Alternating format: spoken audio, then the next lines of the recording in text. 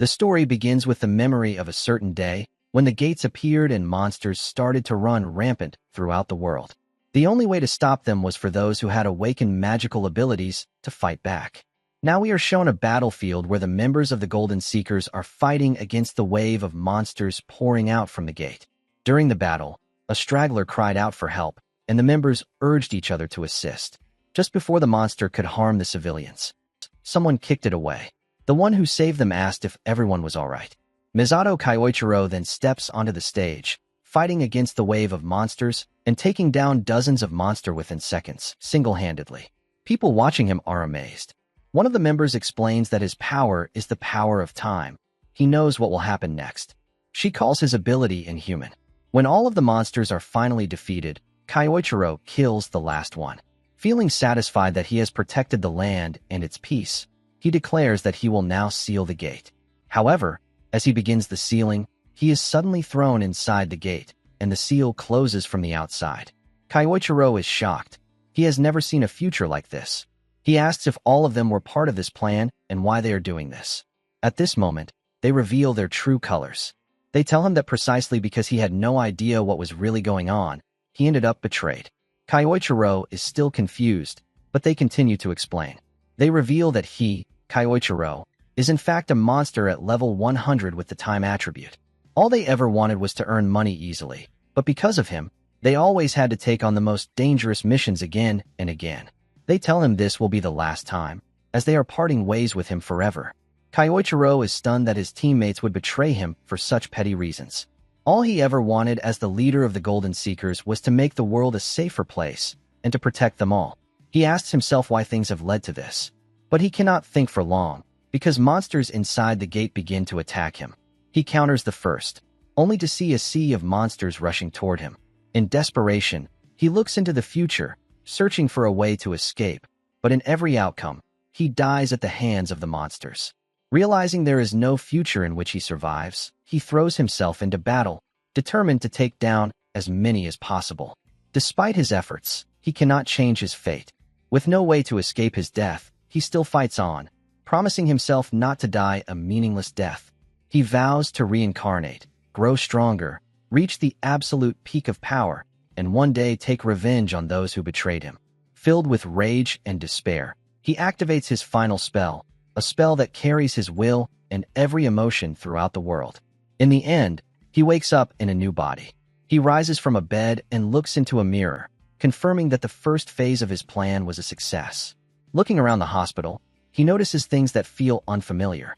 He worries that he may have come too far into the future, and if that is true, he might not be able to exact revenge on his betrayers. He finds the ID of the boy whose body he now inhabits and learns that he has come 20 years into the future. However, what interests Kyoichiro most is the attribute the boy possessed. It is none other than the void attribute.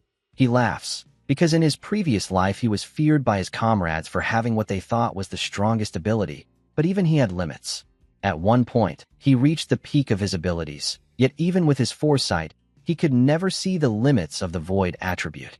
He feels pity for the boy, because although void may be the strongest attribute, no one in his previous life ever possessed it, which meant those who did were thought useless since no one knew how to grow or improve it. This mystery seems to be true for the boy as well, as his skill is stuck at level 1. Kyoichiro knows the boy must have been mocked many times for failing to improve. With this, he makes a promise to the body's former owner. Rest assured, for he will make this name known throughout the world as the strongest adventurer to ever live. Because of his clairvoyance, Kyoichiro already knows how to grow the skills of the void attribute. He resolves to rise to absolute strength in this life and take revenge on those who betrayed him for such petty reasons.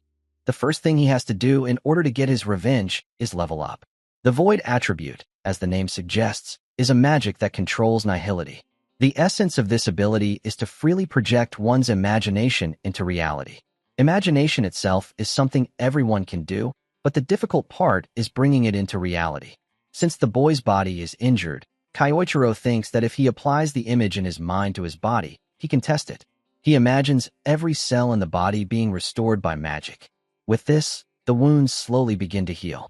Because the spell is still at a basic level, the effects are slow, and his body has not fully healed internally. However, If he uses it multiple times, he will gradually level up. The ability to convert imagination into reality will also grow stronger, and the scope of his magic will expand. It will open doors to new possibilities, and one day he may reach the point where he can freely convert imagination into reality. As he is thinking this, the doctor arrives, surprised to see him awake. The doctor tells him not to move, since he had been hurt by a monster. This explains to Kyoichiro why the body was so badly injured in the first place. The doctor remarks that his waking up is like a miracle from the saintesses. Hearing the unfamiliar term, Kyoichiro asks what that means. The doctor is shocked that he seems to have forgotten basic knowledge. He explains that he is talking about the saintesses of the pentagram saints. But Kyoichiro replies that he does not know that term either. The doctor concludes that Kyoichiro must be confused after regaining consciousness. He tells him to rest and leaves the room. Left alone, Kyoichiro wonders about these new terms. Perhaps they are new adventurers who have become famous nowadays. He realizes that he must also understand the current situation of the world while leveling up. He turns on the television and sees a documentary about the SSS-class disaster. Watching it, he is stunned. The culprit is reported to be none other than Misato Kyoichiro himself. He is shocked, asking why he would be named the culprit. According to the documentary, Misato Kyoichiro had known about the arrival of the disaster but did not tell anyone, supposedly planning to take advantage of the chaos to rule the world. The documentary continues. His plans were stopped by the remaining members, who later became a symbol of hope for everyone, known as the Pentagram Saints. They defeated Misato Kyoichiro after a fierce battle, sealed off the gate, and claimed great fame for their feat. Even now, the members of the Pentagram Saints influence and lead large regions of the world. This revelation shakes Kyoichiro to his core. He laughs bitterly, realizing they not only betrayed him, but also dragged his dignity through the mud. First, they sacrificed him, and then they shamelessly claimed all the rewards, becoming celebrated heroes. Rage fills him. He swears he will never forgive them. He vows again that he will drag them all into the depths of hell. But for now, he must remain cautious and avoid revealing his identity, since he is still weak. Looking at the academy that the boy had attended, Kyoichiro discovers that it is run by one of the very members who betrayed him. Waking up in a perfect body with the void attribute, and with a target already in sight, he considers himself lucky. However, Iwako, the target, is cautious and will not show any weaknesses. The difference in their levels is also immense. He cannot defeat him yet. So, he decides to focus on leveling up first before going after him. After some weeks, Kyoichiro in his new body has made a complete recovery. The doctor is astonished at how quickly he has healed and tries to praise the saintesses, but Kyoichiro interrupts, telling him that was not the case. It was his own power. He thanks the doctor for taking care of him. Finally leaving the hospital, with his basic preparations complete and his level increased significantly, Kyoichiro plans to enter a dungeon for a warm-up. The doctor told him that everyone related to Kyosuke had died in the accident. Kyoichiro feels bad for the boy, but this also means he now has complete freedom to do whatever he wants. He then goes near a gate. Hiding his face, he tries to enter but is stopped by the guard, who tells him that the minimum level required is 30 and that he needs to have a party. The guard explains that going alone in the dungeon is too dangerous.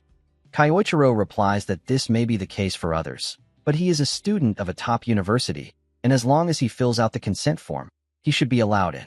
He had already researched these things while he was hospitalized. Some bystanders tease him, saying the guard is only advising him for his own good and that he should know his place as a greenhorn. Before the guard can take further action, Kyoichiro signs the form and moves forward. He thanks the guard for worrying about him. As he enters, the guard requests 3 others nearby to follow him to make sure he does not die. One of them almost rejects the idea, but another pulls him along, saying this might be their chance. They can get rich inside, and whatever happens in a dungeon stays in the dungeon. With that, they rush in, mocking that the kid still needs 100 years of training. Inside the dungeon, which looks like a cave, the party of 3 arrive with the plan to loot everything while eliminating the newbie kid, as this is how they always survive. They keep running for 10 minutes, but find nothing in the path until they finally catch up to him. Meanwhile, Kyoichiro is already facing a horde of monsters. Using his void attribute, he summons various types of magical spells of different natures, destroying every foe in his path. As the smoke clears, the 3 are shocked at how quickly he wiped out the monsters. But their greed soon takes over when they spot a rare drop that could sell for a handsome amount of money. Seeing that Kyoichiro has not noticed them, they plan to assassinate him and take the loot. They jump around the cave and launch magical spells at him. Kyoichiro, angered by their actions, mocks them and easily dodges their spells without breaking a sweat. He thinks to himself that no matter the time or era, there are always disgusting people who try to take what belongs to someone else. Two of the members are shocked at how effortlessly he avoided their attacks, but the third charges in with a fire attack, claiming Kyoichiro was just lucky. Before he can land the blow, Kyoichiro counters with an amplified fist directly to the gut, knocking him down. At their betrayal, Kyoichiro declares that he will show no mercy. He calls them the worst type of people, those who always betray and kill others for their own gain. For the sake of his ideals and his revenge, he vows to destroy them. Inside the dungeon, Yoichi Tsudai, who is the subordinate of Awako, arrives after hearing the news of a student from their institute entering the dungeon alone. However, the scene before him is completely different from what he expected. He questions why 3 novice-level adventurers are lying defeated on the ground, and how in the world this even happened in the first place. Now, back at the house, Kyoichiro reviews his gains. He was able to level up inside the D-rank dungeon and judge the level of power he currently has at hand. During this, he also secured a new spell that obscures information. With this, he can fake his level and stay hidden without blowing his cover. The next day will be his first day at the academy, so he lies down to rest. Just as he gets into bed, he reads some messages that reveal direct bullying aimed at the former owner of his body. The following day, Kyoichiro, posing as Kayasuke, goes to the academy. A girl calls out to him and asks if he is feeling better. She is his classmate, who had been looking after him, and she tells him how worried she was. Seeing that Kayasuke had people who genuinely cared for him makes Kyoichiro feel somewhat happy. But this moment is ruined when others mock Kayasuke for being non-attribute and returning after barely escaping death. They demand payment in return for protecting him, and they press him for money. Realizing their behavior, Kyoichiro understands that the text messages from the previous night were also from these guys. Before he can act, Asahi Karen steps forward, trying to stop them by saying he just returned from the hospital. However, her hands tremble in fear. Seeing this, Kyoichiro steps in and tells Asahi that he will handle it on his own. The bullies mock him for acting tough and threaten to remind him how useless he is. Instead of backing down, Kyoichiro mocks them in return, declaring that he will remind them of their place. Kyoichiro remembers his promise to make this boy's name famous worldwide, and with that, he prepares for battle.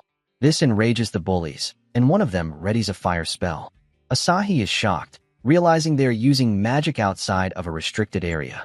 The bully launches the attack at Kayasuke, but Kyoichiro counters with the very same magic, shocking the bullies. Kyoichiro mocks them, asking if this is all they can do. Humiliated, the bully calls over his lackeys. They both use different elements to try to overpower Kyoichiro, but again, he uses the same attributes to dominate their attacks. Terrified, they begin to wonder how many elements he can use. Kyoichiro then says that it's his turn. He declares that at the very least, he will keep them alive. He lights up an explosion, forcing them to run away. Before they can call for help, Kyoichiro grows furious and asks them if Kayasuke had not also asked for their help once, and what their response to him was. He says there is no need for an answer, because disgusting people like them always act the same way. And because of that, he declares, nothing will stop his fist from landing. With this, Kyoichiro delivers a devastating punch to the bully, knocking him out. Asahi Karen is shocked at what she sees. The lackeys quickly pick up their leader and flee, while Kyoichiro declares that from now on, no one will be able to look down on Kayasuke. Together, they will walk the path toward becoming the strongest. Outside of the school, the lackeys carry their boss away, apologizing along the way. They are angry at how he changed after being discharged from the hospital. At the same time, Kyoichiro thinks that they were not as big of a deal as he had expected. Now, in the school hallways, as he is heading to his class, others seem to take notice of his presence. This makes him think that perhaps he is standing out more than necessary. Just as he is almost at his classroom, someone approaches him and asks if he is Kayasuke. Gaining his attention, the person asks if he has time to talk. But Kyoichiro wonders who this person is. He believes this guy is just an upperclassman looking to cause trouble. He thinks to get him off his back by saying his class is about to start. Hearing this, the person says he forgot to introduce himself. He follows up by saying he is Yoichi Tsudai, leader of the Biting Cats. But the important part that catches Kyoichiro's attention is when Yoichi says the group was formed by Iwako himself. After this, Yoichi asks again if he has time to spare. Hearing about someone related to Iwako, Kyoichiro is tempted and agrees, saying it cannot be helped. In an empty classroom, Yoichi bluntly asks if Kyosuke is responsible for the death of adventurers in the dungeon last night. However, Kyoichiro straightforwardly denies any knowledge of the matter. He wonders how Yoichi could suspect him, since he had cleaned up his traces so well. Yoichi explains that the information he gathered was that a student from their school entered a dungeon alone. When he went to investigate, all he found were the defeated, well-known novice adventurers. He also adds that Kyosuke had shown multiple elements in the morning. From Yoichi's tone, Kyoichiro realizes that he does not actually know anything and is just trying to dig up information. Yoichi presses him to speak, but Kyoichiro plays it safe, saying he was attacked earlier that morning and has no idea what happened. To reinforce this, he takes out his adventurer card and shows that he is only level 1. Confirming that his level is indeed 1 and his attribute is void, Yoichi grows angry, realizing his time was wasted on a nobody. He warns him not to act suspicious in the future, as it would be a pain to clean things up again, and then leaves. As they part ways, Kyoichiro thinks he may be able to use Yoichi to his advantage, as a way to reach Iwako without raising suspicion. Thinking of ways to manipulate him, he begins to form an idea for a specific magic spell. Now we find Yoichi in Iwako's office, reporting on the events of the dungeon. Hearing this, Iwako says it is not like Yoichi to make mistakes, and warns him to choose people more carefully. Yoichi apologizes, promises to handle the situation, and tries to calm him down. Iwako then warns him that if word gets out that Yoichi was involved in the deaths of novice adventurers, it will bring criticism upon him as well. He grabs Yoichi's face and threatens that if things go wrong, Yoichi could be expelled in an instant. Yoichi promises to set things right.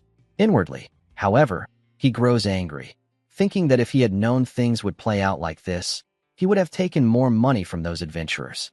Iwako then asks, according to Yoichi, a third-year student entered the dungeon, but there is no student in that class who did so.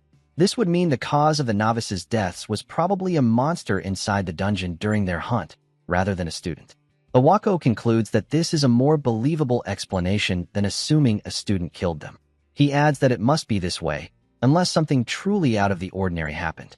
Thinking about this, Yoichi wonders if the void element could be that out-of-the-ordinary factor, so he reports that there might be a possibility of a unique attribute being involved.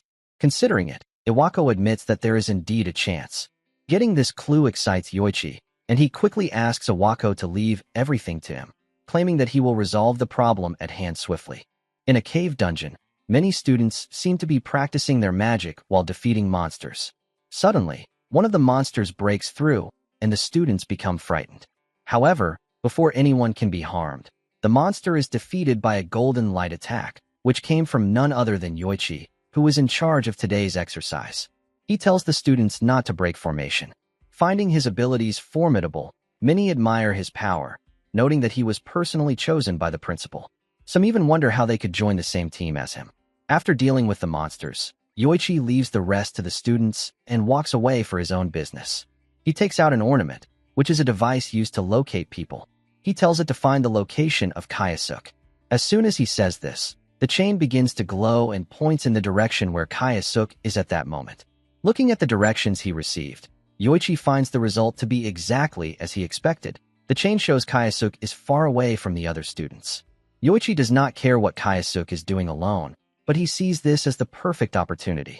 He can eliminate the threat quietly and blame it all on monsters, because what happens in a dungeon stays in a dungeon. The reason he is after Kyosuke stems from a chain of events, starting with the death of the hunter-killer he had been using. Trouble has followed ever since Kyosuke was discharged from the hospital.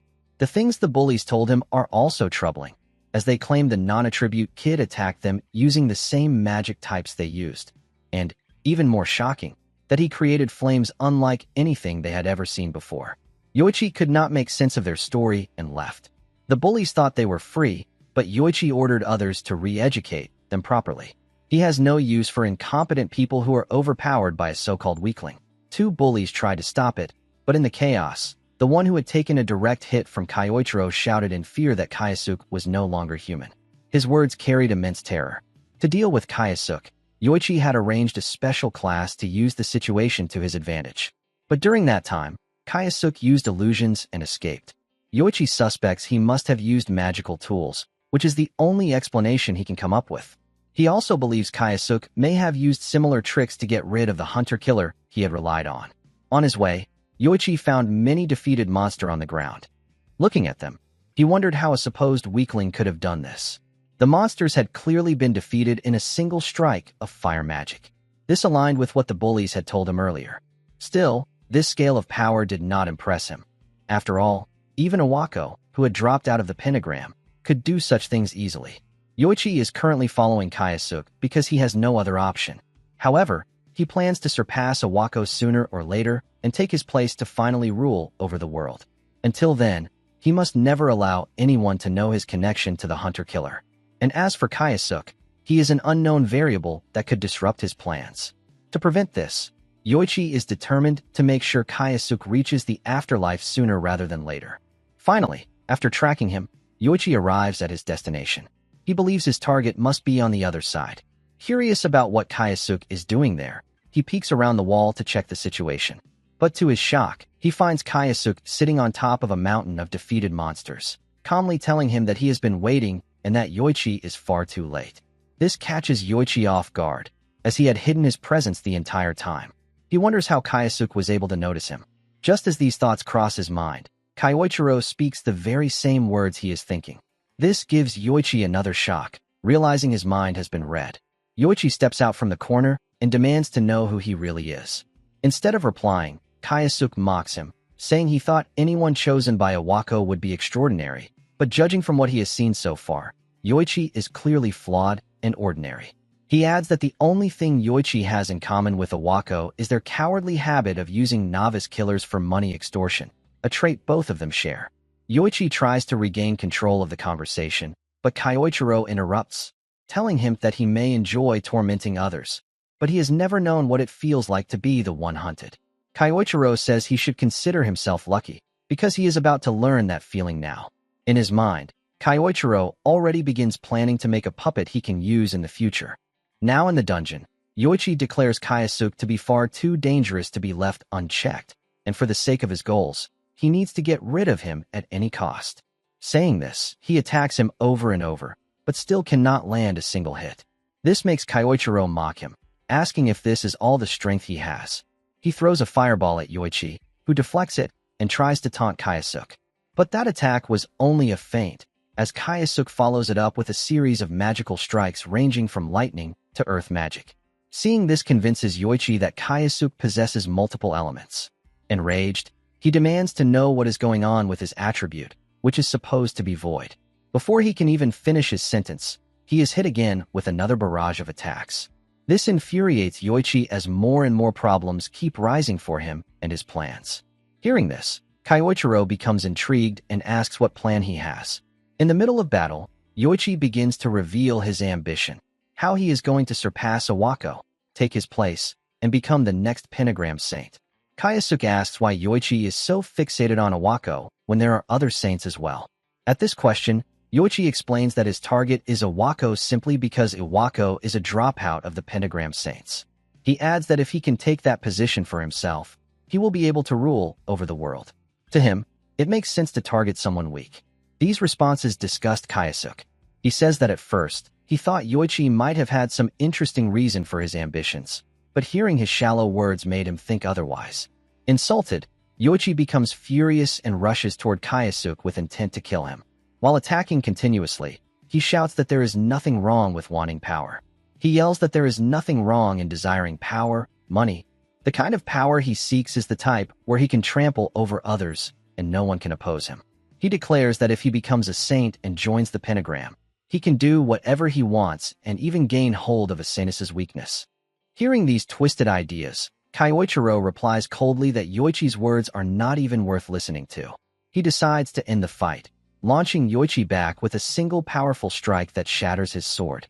Kyoichiro thanks him, because while Yoichi wasted time talking, he was able to gather enough energy to prepare the spell he truly wanted to use. Kayasuk approaches Yoichi slowly, terrifying him. Soon after, Yoichi is struck by Kyoichiro's absolute hypnosis magic. The spell forces Yoichi to fall unconscious. Observing the effect, Kyoichiro notes that the magic requires time to break the target's spirit, but once complete, it is extremely effective. He orders Yoichi to stand up, and in response, Yoichi obeys, rising to his feet. Satisfied, Kyoichiro instructs him to finish the class mission he was assigned to. Yoichi responds like a puppet. To refine the spell, Kyoichiro then orders him to speak in his normal tone. Instantly, Yoichi's manner of speech and movement return to normal, and he rushes back to the group. The results are better than Kyoichiro expected, making him pleased with the outcome. Afterward, Kyoichiro also returns to the group, where Karen was looking for him. She asks if he is alright. He tells her that he was just discussing something with a senior, nothing more. Surprised at such an unusual pairing, she asks what they were talking about. Kyoichiro spins the topic, saying that they were discussing how to achieve one's dreams, and he received good advice that will help his dreams come true. Seeing him so happy, she wishes for his dreams to come true as well. Soon, the class ends and everyone begins leaving the area. Kyoichiro is content. He has made good progress and gained himself a useful pawn, one that even Iwako will never suspect so easily. In Iwako's office, he asks Yoichi if there has been any progress on what he mentioned last time. To his surprise, Yoichi reports that there is progress and that the student possessing a unique attribute was involved in the whole mess. He further reports in detail that the student is none other than Ase Kayasuke, a first-year student who has the void element. He adds that the student is now captured by him, and after interrogation, he learned that Kayasuke was able to defeat the novice hunters because he possessed multi-attribute magic. Hearing the words multi-attribute magic immediately gets Iwako's attention. When he asks for more details, Yoichi smiles inwardly, knowing the fish has taken the bait. Yoichi tells Iwako that the specifics are still unknown, but if given some time, he can handle it and extract more information. He then throws another bait by suggesting that since it has been a while, why doesn't Iwako try his hand on him personally? Thinking about it, Iwako admits it has been some time since he last interrogated anyone, and the thought gives him something to look forward to. He plans to repay Kayasuke for all the trouble he has caused. Iwako is about to join Yoichi, but after receiving a call, he asks Yoichi to go ahead and promises to follow up later. Iwako answers the call, and on the other end, a woman thanks him for selecting them for the bid. However, Iwako, with a straight face, tells her to drop the act. The caller is none other than Lei Ruashi, a former member of the Golden Seekers who betrayed Kyoichiro over 2 decades ago. She teases Iwako, asking why he is acting so distant when they are partners, both being paid by the government. Iwako tells her to cut the call, saying he has urgent matters to deal with. Hearing this, Lei mocks him, asking what kind of urgency he could possibly have when he always fills his pockets while running a school. Iwako considers arguing but drops it, instead telling her that he has an investigation on a student who possesses the void element. Hearing this, she laughs and asks what a loser with such an attribute could even do. Iwako agrees to some extent, but points out that a unique attribute always brings potential variables. Lei then asks if he is referring to something like the time attribute Kyoichiro once possessed. The mention of this name angers Iwako, and he tells Lei not to ever bring him up again, as he hates it. Lei seems to enjoy his frustration. Still, she agrees with him, saying that when Kyoichiro awakened, the balance of power shifted entirely. She then tells him that since he is busy, she will contact him later. Iwako, furious, slams the phone down, cursing the sly nature of Lei Ruashi. Hearing Kyoichiro's name has ruined his mood, and he decides to take out his anger on the captive student. That evening, Iwako goes to his usual place. Finally, he slams open the door, announcing his arrival angrily. But to his shock, there is no one inside. Suddenly, Yoichi attacks from behind, but Iwako blocks it with ease. With a smirk, Iwako comments that it seems he has been underestimated. He tells Yoichi that he may have gotten overconfident after receiving praise, but he is far from capable of defeating him with such petty tricks. Saying this, Iwako summons golden chains that wrap around Yoichi, restraining him completely. He kicks him and begins beating him, saying that Yoichi has made the wrong choice, and that his foolish desires will now be the reason for his death. Just as he goes in for the kill, a voice echoes from behind, saying that he hasn't changed, he is still a big idiot. Chills run down Iwako's spine as he looks around and demands to know who is there. Kayasuke steps forward, adding that Iwako has always groveled before the strong and exploited the weak. He is still the same greedy man, even after all these years. Iwako, enraged, asks how a mere student dares to speak to him like this.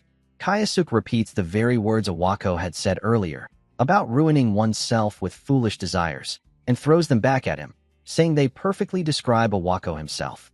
Fuming, Iwako threatens the student before him, saying he will expel him immediately and demands to know his ID. But Kyoichiro smirks and says that he has finally made it this far in the game, so he intends to take his time and have a proper talk, just between the two of them. In front of the warehouse, Kyoichiro mocks Iwako, which makes him furious. Iwako angrily declares that he will show him the difference in their strength. Using advanced earth magic, he summons a giant hand made of stone, fully confident that a mere student cannot possibly dodge his attack. He launches it with the intent to kill. The attack crashes down and lands on its target successfully. Overconfident, Iwako laughs, claiming this is his perfect victory, saying this is what happens to people who dare to defy him. Looking ahead and seeing that the warehouse has also been destroyed, he wonders if he might have used more strength than he should have. Thinking about it, he tells himself he doesn't even know who that student was. Wiping sweat from his forehead as he walks toward the area, he suddenly stops. He cannot believe what is in front of his eyes. The student he attacked is standing there completely unscathed. Kyoichiro taunts him, saying he only wanted to have a little chat. Iwako panics, because never before has any student survived advanced magic without a scratch. He yells, demanding to know who he is and what his name is. At this, Kyoichiro starts laughing and replies, asking why he is even asking such a question. Surely, he should already know who he is. Confused, Iwako yells that he doesn't know and insists that a freak like him should stop messing around and answer him properly. At this, Kyoichiro places his hand on the back of his neck and says how hurt he feels by that response. Then, in his own chilling tone, he follows with, "Did you really forget about me?" This pattern of speech terrifies Iwako to his very core because he knows exactly who used to talk like that. Just the thought makes sweat drip down his face. The fear overwhelms him so much that he loses his rationality for a moment. Thinking back, he remembers they had thrown him into the gate. Enraged, Iwako convinces himself that this student must be playing mind games with him. He yells that the man he is talking about, the one known as Misato Kyoichiro, is already dead, and everyone knows it. Shouting this, he launches more spells at Kyoichiro. But looking at his pitiful behavior, Kyoichiro only sighs, asking how long Iwako has been living by believing only what is convenient for him while ignoring what is not. Iwako threatens him not to come closer, warning that if he does, he will unleash his magic. He instantly understands that Iwako, in the end, had been deceived by sweet words from those around him, and that was the very reason he betrayed him 2 decades ago. Not wanting to accept any of this, Iwako launches another attack. But this time, his spell is destroyed by Kyoichiro, using the exact same magic he had once wielded in his last mission as Misato Kyoichiro to defeat the monster of the outbreak. Overcome by fear, Iwako falls to the ground, shaking, and stammers that he was sure they had trapped him inside the dungeon that day. In response, Kayasuke tells him that yes, he was trapped, thrown into the depths of despair and agony. Iwako, trembling, finally admits that he is the real Misato Kyoichiro. To this, Kyoichiro coldly replies that it took him long enough to realize it. Still unable to believe what he heard, Iwako stands again, claiming that if what the kid said is really true, then it would mean Misato died and returned from the dead. He says he is not such a fool as to accept this level of nonsense. Preparing an attack, he declares that a ghost should remain silent. With that, Iwako launches multiple wind attribute attacks followed by earth attribute magic, but to no avail, as all of his attacks are dodged. Growing tense, he tries to find a way to gain the upper hand in this situation. Everyone used to mock him as just a support character, but that never meant he was weak. To turn the tides, he begins preparing another attack to finish things once and for all. He tells Kyoichiro that he has been working for over 2 decades to perfect this one. Iwako wields dual magic at the same time, unleashing a massive cyclone filled with rocks toward Kyoichiro. He claims this is the strongest attack he has ever used. When his attack is not immediately countered, he starts laughing, believing he has finally achieved what no one else could, killing the great Misato Kyoichiro with his own hands. He mumbles that if Kyoichiro thought he was still the same weakling as before, then he was dead wrong, because over the years he has grown stronger. No matter how powerful Kyoichiro's time ability once was, it is now all in the past. Iwako boasts that 20 long years have passed, long enough for everything to change. The coward he once was no longer exists, and he keeps shouting that Kyoichiro should never have underestimated him. Arrogant and filled with pride, he tells himself he has grown stronger over 2 decades, and now he will boast about this achievement. He believes that none of the pentagram saints will ever mock him again. He even convinces himself that he is now the strongest among them all. But his fantasy is interrupted by Kyoichiro's calm voice asking if he is done talking. Startled, Iwako turns and is horrified to see Kyoichiro standing there, completely unharmed. Kyoichiro commends him, saying he is impressed that Iwako can use offensive magic stronger than normal, adding that it should be expected from a so-called hero of the era. Then Kyoichiro declares that he will take his revenge without holding back any longer. Seeing the intensity of the magic radiating from him, Iwako instinctively realizes he is facing a monster he cannot handle. But having come this far in life, he refuses to turn back. Desperately, Iwako launches another earth element attack, which seems to land, but Kyoichiro actually stops it in its tracks with his own power. Kyoichiro tells him that if he truly thinks he can win with such weak attacks, then he is living in a dream. Terrified, Iwako tries to halt Kyoichiro's advance, but all his efforts are in vain. Every attack is countered by Kyoichiro, who uses the same elements, but with superior technique, easily suppressing Iwako's spells. Unable to stop him, Iwako is blasted away. Now, Kyoichiro stands directly before him, one of the very targets of his revenge, his fist blazing with power and ready to strike. Iwako drops to his knees and begins begging for forgiveness, not only for what he has done now, but also for what he did 2 decades ago. Iwako laughs nervously to himself, believing that Kyoichiro is still a soft-hearted man who will forgive others. He convinces himself that if he begs like this, he will survive. But unexpectedly, his plea is rejected. With a furious tone, Kyoichiro declares that this is exactly the reason he was trapped in the dungeon 2 decades ago. He adds that he is no fool to let such betrayal happen again. With everything hopeless, Iwako tries to run away, shouting that they were once brothers. But Kyoichiro roars back that he has no right to say that anymore, not after making him into a revenge-seeking demon. With that, Kyoichiro lands a devastating blow straight to Iwako's face, following it with a series of punches that nearly knock him unconscious. Before fading, Iwako's final thought is that he should never have messed with him. Finally, Kyoichiro delivers one last strike, knocking Iwako out. He does not kill him, because he still has uses for him and answers he wants from him. For now, he decides he can wait until Iwako wakes up. After a while, Iwako wakes up. Just the sight of Kyoichiro terrifies him so much that he crawls back, begging not to be killed. To this, Kyoichiro replies that he will not let him off so easily by killing him. Instead, he says he has some questions. He takes out Iwako's phone and asks about the last call he made to Lei. Looking through the history, he questions Iwako about what they were discussing. Iwako obediently answers that Lei is coming to Japan in 3 days and that he believed she wanted to discuss some matters with him. Hearing this, Kyoichiro decides what he must do next. He gives Iwako his phone back and tells him to treat her normally. He also warns him not to tell anyone about his true identity. He adds that when Iwako was knocked out, he placed a spell on his heart that will activate if he reveals who Kyoichiro is. The spell, he says, will explode and kill Iwako instantly. This thought terrifies Iwako to his very core. As Kyoichiro walks away, he thinks to himself that he never actually placed such a spell. But knowing Iwako's personality, he is sure that this bluff will work perfectly. He could have used absolute hypnosis on him, but chose not to, as he wants Iwako to live in despair while still fully aware of himself. 3 days later, Lei is seen on an airplane coming to Japan. One of her guards informs her that they are almost there. Just as the attendant is about to make an announcement, the flight is interrupted. Terrorists attempt to hijack the plane. They pull out guns and order everyone to the floor. As they terrorize the passengers, Lei stands up and charges directly at them. She takes down the hijackers swiftly, before anyone can even process the situation. The people recognize her as a member of the Pentagram Saints. At the airport, the airline officials thank her for saving the passengers. Lei modestly replies that she was just lucky to be on the same plane, and thanks to that, the airline's reputation was spared from being tarnished.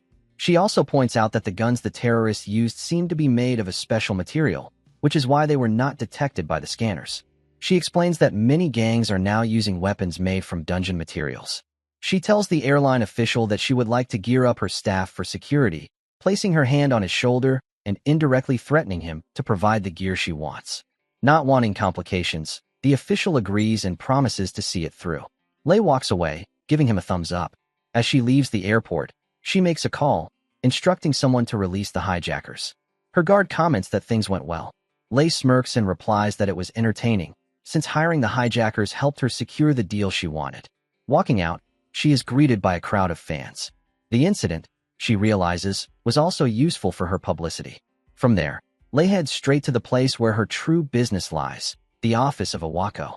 She enters, takes a seat, and asks him about the investigation he was conducting on the void attribute and how it has progressed. When Lei presses him about his progress, Iwako tells her it was nothing more than a dud, a false alarm. Just as she predicted, he appears to be a worthless failure. Hearing this, Lei expresses disappointment, saying she had hoped for something fun. She remarks that even if a unique attribute exists, it does not necessarily mean it will be special in the end. Throughout the conversation, Iwako stays intensely focused on not spilling the truth, as he is terrified the spell on his chest will activate and kill him. To avoid this, he responds calmly and carefully. Closing the conversation about the void attribute, Lei shifts to the main reason she came to Japan in the first place. It is related to a drug they have been developing for a long time. Now, the time has come to choose the next test subject. She tells Iwako he has made good use of the system so far. She continues discussing how to form a list of students for experimentation.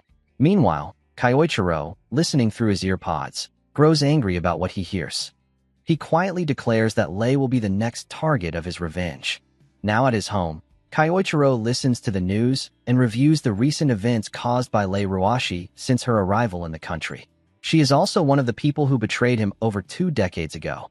Back then, she was already making things from dungeon materials, and from the looks of it, she has earned a fortune selling such items. But in the end, from her conversation with Iwako, it is clear she has come here to cause harm and continue doing evil things. On the surface, she plays the role of a hero, but behind the scenes, she is a sly fox who exploits others. With that kind of nature, Kyoichiro knows he cannot forgive her or let her off the hook so easily. However, he wonders how he should deal with her this time. Considering how tight the security already was when he entered the academy, he knows this won't be easy, and he needs to prepare carefully. While he is thinking, Asahi approaches him, asking what he is reading. Asahi comments that Lei is amazing for how she fought against the hijackers and mentions the Great Snake of Changsha, which is very famous. Hearing this, Kyoichiro asks her more about it. Asahi explains that this is the name of the clan Lei created and that its members are all powerful. Thinking back, Kyoichiro realizes that the men in black suits he saw earlier must have been members of this clan. Asahi adds that many students hope to join her clan or the military in the future. She then asks what Kyoichiro's plans are. He is about to answer, but suddenly gets an idea. If he joins the clan, he could get closer to Lei and achieve his goal. He thanks Asahi for her help, since she unknowingly gave him the answer he needed. Excited, he rushes away, leaving Asahi behind, confused about what she just helped him with. At Iwako's office, the phone suddenly rings, startling him. He picks it up and finds that Kyoichiro is on the other end. Kyoichiro calmly tells Iwako that there is something he needs him to do. Nervously, Iwako asks what it is. Kyoichiro then explains the plan and instructs him on what to say if Lei calls. Meanwhile, in a testing lab filled with scientists, a student is tied up. The boy is in agony while the scientists discuss their work. Suddenly, the doors open, and Lei enters. She asks the student how he is feeling. Begging for mercy, the student pleads with her to stop injecting him with the drug, insisting that he will die at this rate. Before he can finish, Lei stomps on him, kicking him aside. She adds that there is no need to be terrified, because if the experiment succeeds and he proves compatible with the medicine, he will become far stronger than ever before. After this, she orders the scientists to continue. Despite the boy's cries and begging, they inject him with the drug again. This time, he suffers greatly and eventually dies. The scientists continue making reports based on their observations. Looking at the disappointing results, Lei concludes there is no point in these experiments unless they find subjects with a high level of magical proficiency. A guard tells her they will need more test subjects soon. Lei agrees and says they will handle it the same way as always, by opening a recruitment drive for the clan, which will only appear as a recruitment on the surface. With this, she calls Iwako while riding the elevator. She tells him she needs samples of students with strong magical talent. Remembering his instructions, Iwako responds exactly as Kyoichiro had told him to. He suggests a plan to disguise the process as a selection at the academy to identify talented students. Hearing such a clever idea, Lei praises Iwako, saying that sometimes he can come up with good plans. Afterward, she decides on the date and time for the selection. Meanwhile, Iwako thinks to himself that he has done exactly what Kyoichiro instructed. The next day, the head guard enters the classroom to make an announcement. The Great Snake of Changsha clan will be holding a recruitment event at the academy to find potential recruits. The students immediately begin discussing how this is their chance to secure their futures. For Kyoichiro, however, it means something else. His path to Lei has finally opened. The selection campaign began on the scheduled day for joining the clan. The guard explained the procedure that all participants would go through. Meanwhile, Kyoichiro began forming a plan on how he would use these tests to get close to Lei. In his previous encounter with Iwako, he had tried to remain in the shadows. However, this time the situation was different. He needed to get the attention of Yang Sinyu, Lei's right hand. This time, he was going to display his power. As Kyoichiro was thinking, Asahi approached him and asked if he was also taking the exam. She told him that although she knew she did not truly belong there, she had her own reasons for joining the test. Hearing this made Kyoichiro curious about what her reasons might be. The first test was to measure magical power. The device would light up and display how much power one possessed. When the test began, the results of the students were disappointing. Then came Kyoichiro's turn. He showed his card, and the examiner, expecting nothing from the void element, looked unimpressed. However, unlike his expectations, the light emitted was the brightest he had ever seen. The result was outstanding, and Kyoichiro was given an S grade for his display. The second test was for magical skill. Kyoichiro first created a lump of earth. The examiner doubted his ability, but his doubts were instantly blown away when Kyoichiro summoned all magical attributes at once and controlled them flawlessly. He wondered how those who once called the void element useless would feel now. Asahi came to him afterward and told him how amazing he was, and he wished her good luck for her test. When Asahi's test began, she demonstrated light magic by reviving dead plants. Most others did not take notice of it, but Kyoichiro was impressed that she possessed light magic. The examiners overlooked her talent, but he thought it best if she remained unnoticed for her own safety. However, Yang Sinyu, Lei's right hand, showed interest in her potential as a test subject. After all the preliminary tests, the final stage began, one-on-one duels. Yang Sinyu announced that they would be fighting members of the clan. The students became tense, worried about facing elite members, but were reassured that the evaluation would not depend solely on victory or defeat, but on how they fought. Confident that none of the students could possibly win, the clan members prepared themselves. Kyoichiro's duel began, and his examiner remarked that while he had shown good performance earlier, it would not help him in real combat. He then planned to eliminate Kyoichiro in a single strike using earth magic. However, Kyoichiro used wind magic to repel the attack effortlessly. The examiner was shocked that such a powerful strike was countered so easily. Before he could recover, Kyoichiro vanished from his sight, only to reappear instantly behind him with a knife made of water magic. This decisive move ended the duel. Kyoichiro mocked the examiner slightly, saying he had learned a lot from him in this match. The duel ended in Kyosuke's victory. Yang Sinyu was astonished by the result, questioning who this student could be, as he had surpassed every expectation. Later that night, he reported to Lei that the exam was over. Hearing this, she asked if there were any useful subjects. Yang Sinyu replied that there was one student who had cleared all the tests overwhelmingly, but that he used the void attribute. At the mention of void, Lei's excitement grew. She recalled Iwako's investigation into a student with that attribute.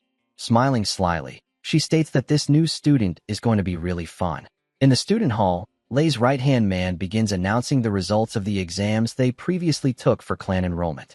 After all the students gather, he proceeds with the list from top to bottom. He announces that the first position goes to Ase Kyosuke.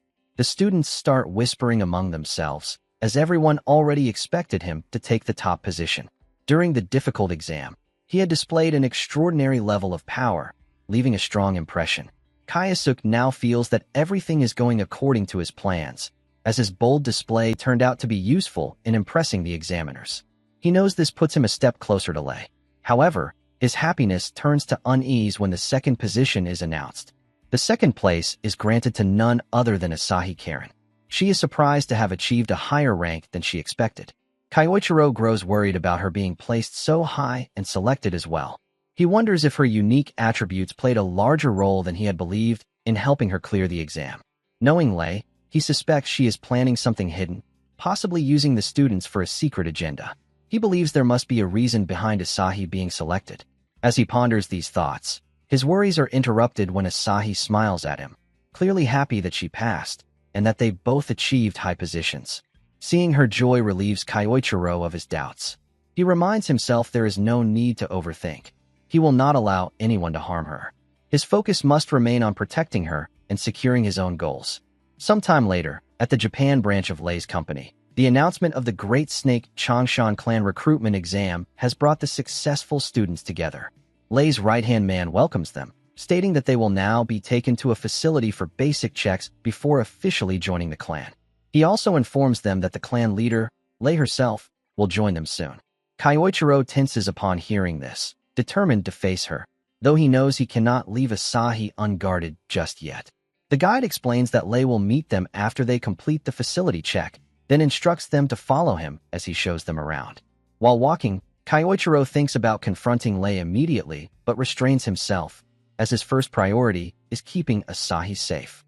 Meanwhile, Asahi looks around with curiosity and tells Kyosuke that being in such a large building makes anyone nervous, though she is happy to be joining the clan soon. Out of curiosity, Kyoichiro asks her why she wants to join. She reveals that her mother is currently hospitalized, and the high medical expenses are difficult to manage. She believes joining the clan will help her ease the burden. Moved by this, Kyoichiro decides he must do everything possible to protect her. After a while, the guide shows them a staircase leading down. Kyoichiro finds it suspicious that the facility lies in the basement. As they descend, he quickly realizes that it is a testing facility. His suspicion grows stronger. Suddenly, the doors close behind them, startling the students. Kyoichiro immediately understands. They never intended to let anyone leave so easily. Their serious preparations confirm this. One of the students nervously asks what is happening.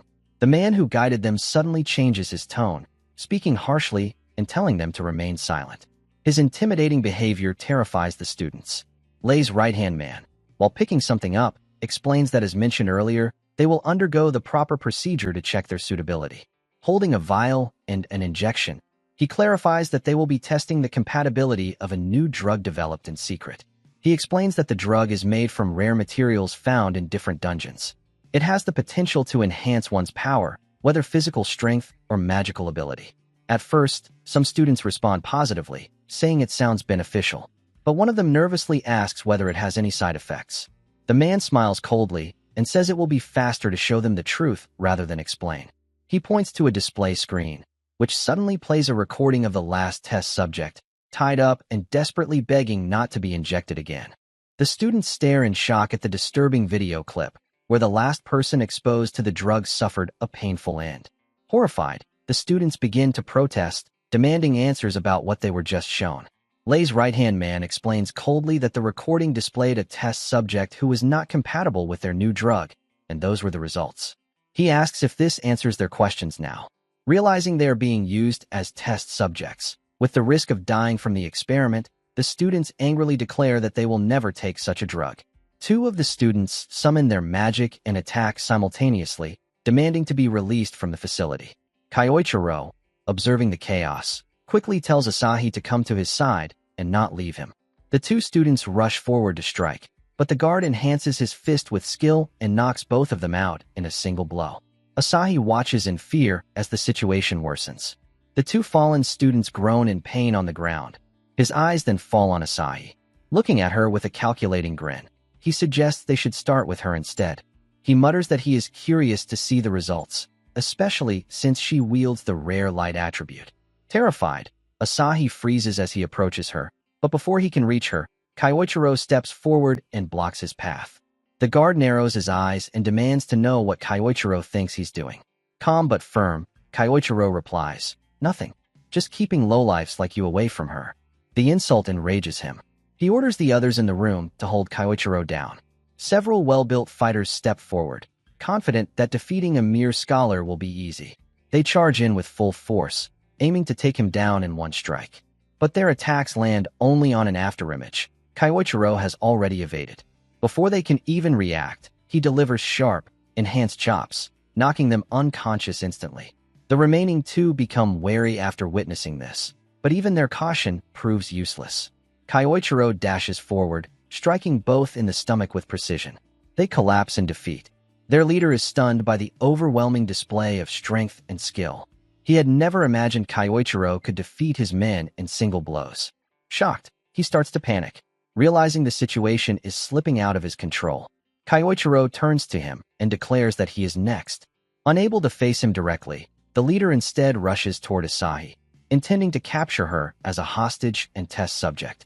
But before he can lay a hand on her, Kyoichiro intercepts him and seizes his wrist with an iron grip. The man struggles desperately to break free, but Kyoichiro's hold does not loosen.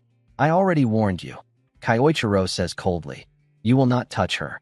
He releases the man's wrist, leaving him stumbling backward in fear.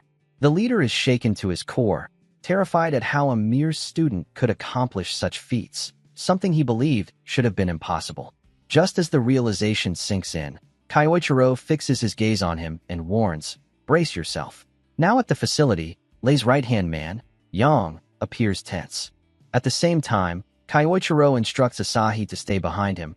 Asahi, standing behind him for safety, thinks about how much stronger he has become. Earlier, she couldn't even follow his movements. She had an idea that he had grown powerful, but to this extent was beyond her imagination. Yang tries to intimidate him, warning him not to get cocky. But Kyoichiro challenges him with a question: why are the students of the academy being used as test subjects in the first place? Yang smiles and replies that it is not complicated. He explains that everything is for the sake of their clan and for Clan Master Lei. Once the testing and preparation of the drugs are complete, Lei will gain strength beyond imagination. Kyoichiro asks if he truly believes such inhumane actions are worth it for a small dream. But Yang, unbothered, insists that they use whatever is available to them without hesitation. He adds that those used as samples should consider it an honor to serve as pawns for the clan's glory. Hearing this enrages Kyoichiro. He remembers Asahi, who joined for a reason, to support her family, and how happy she and others were when selected. Many, like her, had dreams, but those dreams were crushed by the clan's selfish desires.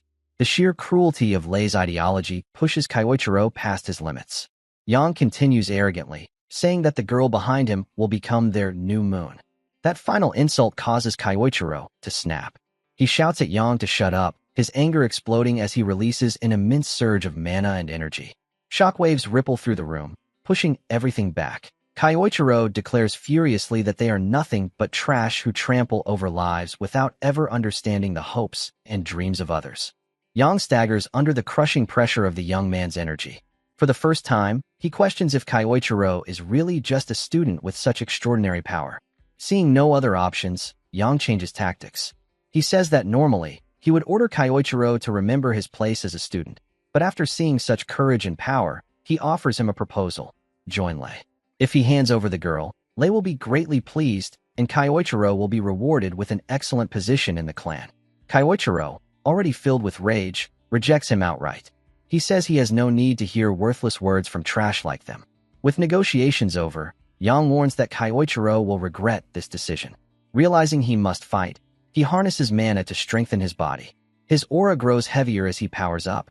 Kyoichiro recognizes the technique immediately. It is strengthening magic.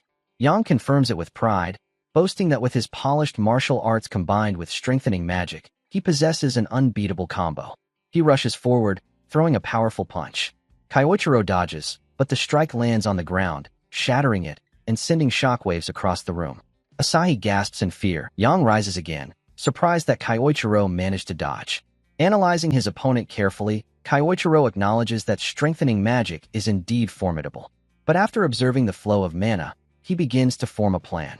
Yang, ready to attack again, closes in on Kyoichiro, shouting at him to stop running away. As Yang prepares to land another strike, Kyoichiro begins focusing his void magic, carefully concentrating while imagining the spell he needs to counter the strengthening magic. Yang rushes toward him, noticing that Kyoichiro seems to be preparing something. He wonders if the boy is truly planning a counterattack, or if he has simply given up, realizing he has no way to overcome Yang's overwhelming strength. Convinced of victory, Yang throws a punch, believing this will end the battle. But at the very last moment, Kyoichiro activates his void magic. The spell is complete.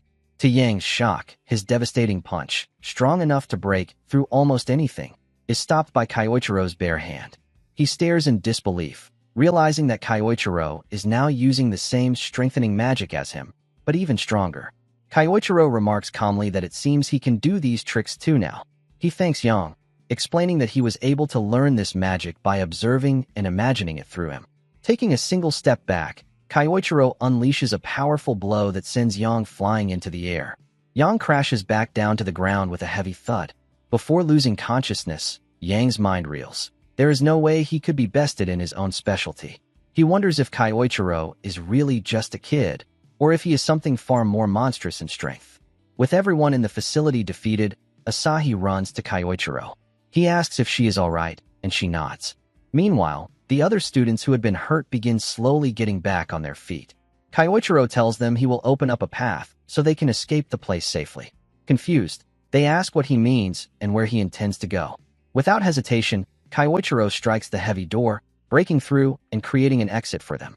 As he turns toward his own direction, he tells them he has his own plans to follow for now. At the same time, Lei is informed about the worsening situation. She is told that Yang and the others have been defeated and that the students are escaping. Shocked that her trusted people could be overpowered so easily, she demands more details.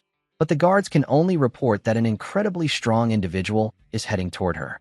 Before they can say more, their voice is cut off as they are swiftly taken down by the unknown intruder. Confused and unsettled, Lei rises, trying to comprehend what is happening inside her own facility. Suddenly, the door to her office opens, and Kyoichiro steps inside.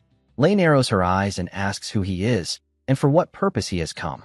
Kyoichiro walks forward calmly and replies, "The reason I'm here is simple. I've come to pay you back for what you did to me 2 decades ago." Lei appears confused, unsure what kind of debt Kyoichiro could mean from 2 decades ago. Seeing her expression, Kyoichiro steps closer and asks if she truly doesn't understand. Should he explain what debt he is referring to? He begins, saying that ever since the raid of the SSS-ranked dungeon, the so-called Saints of the Pentagram have been living comfortably. The mention of that raid immediately darkens Lei's expression with unpleasant memories. Kyoichiro continues, hinting at their claim of stopping a certain man's conspiracy that day. Annoyed, Lei asks if he is really trying to give her a history lecture. She insists that the Saints of the Pentagram are heroes who vanquished evil in order to preserve the world. Because of their work, they now hold influence across the globe, watching over many areas. She demands to know what he truly understands to speak against them. Kyoichiro cuts her off, saying that even if the world views them as heroes, the truth is far from it. His words unsettle her, especially as the aura around him changes. In a darker tone, he tells her that they sacrificed their own comrade for selfish reasons, just to reap rewards and build their names. He accuses them of trampling on the lives and dreams of others for their own gain, both then and now. Lei laughs mockingly, calling his words nothing more than conspiracy theories spread by jealous people after their success. But Kyoichiro firmly denies it. He says these are no fabrications, he knows what they did. He reveals that he knows how they pushed their own comrade into the dungeon gate after the boss had been defeated. This revelation shocks her. That knowledge was supposed to be a secret shared only by the remaining members of that raid party. Seeing her confusion, Kyoichiro steps forward and asks if she truly has no idea who he is by now. He declares, "I am Misato Kyoichiro, the same Kyoichiro you and the others pushed into the gate 20 years ago, after I defeated the boss." Lei is stunned, unable to believe what she is hearing. In her panic, Kyoichiro adds, "What you feared most has happened. You once called me a monster for reaching level 100 with the time attribute. I used that same power to return." Fear flickers across Lei's face, but Kyoichiro presses further. He warns her that he knows exactly what she and her company have been doing in secret.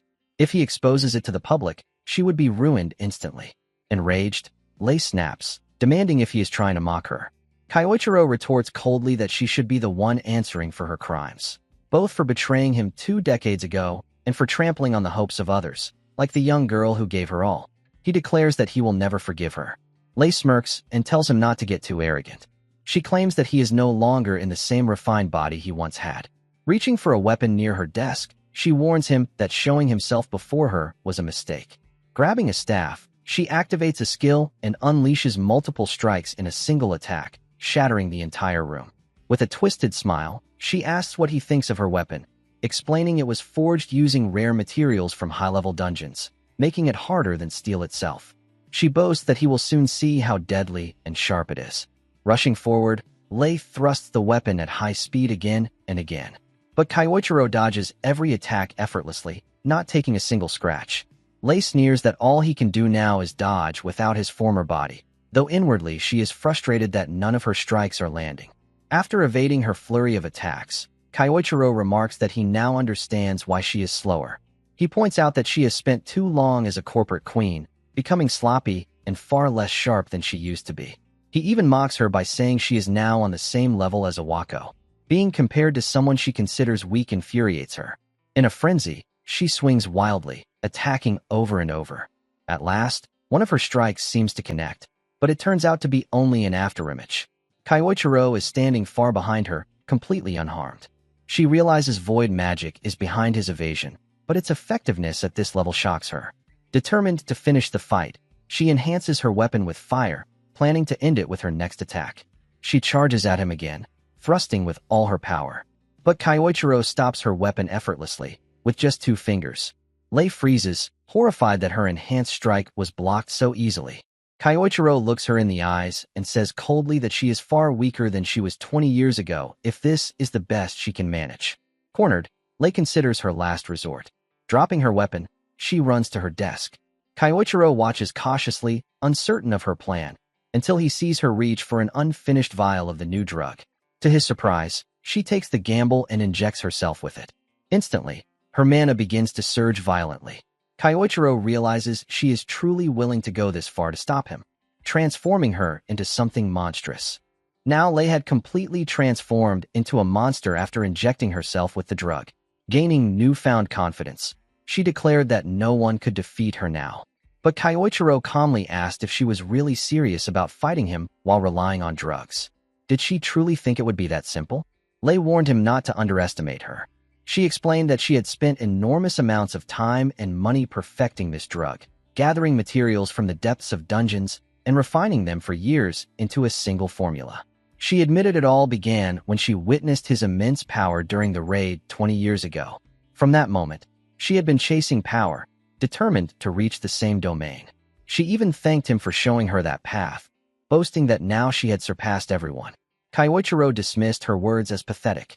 He told her it was laughable that she believed she had surpassed others just because of a drug. Angered by his insult, Lei prepared herself, vowing to show him who was truly stronger after 2 decades. Kyoichiro sighed, saying he was already bored of her monologue and that it was time to end this. Lei charged forward, but missed, slamming into a wall and causing massive damage. She bragged about the destructive fruits of her research, claiming she would send him to the afterlife. Rushing in again, she managed to push him back. Thinking she had finally won, she looked down, only to realize her foot had been pierced by an ice spear. Kyoichiro revealed that he had set the trap during her attack. Lei was shocked to see him using Yang's technique and demanded to know how he had learned it.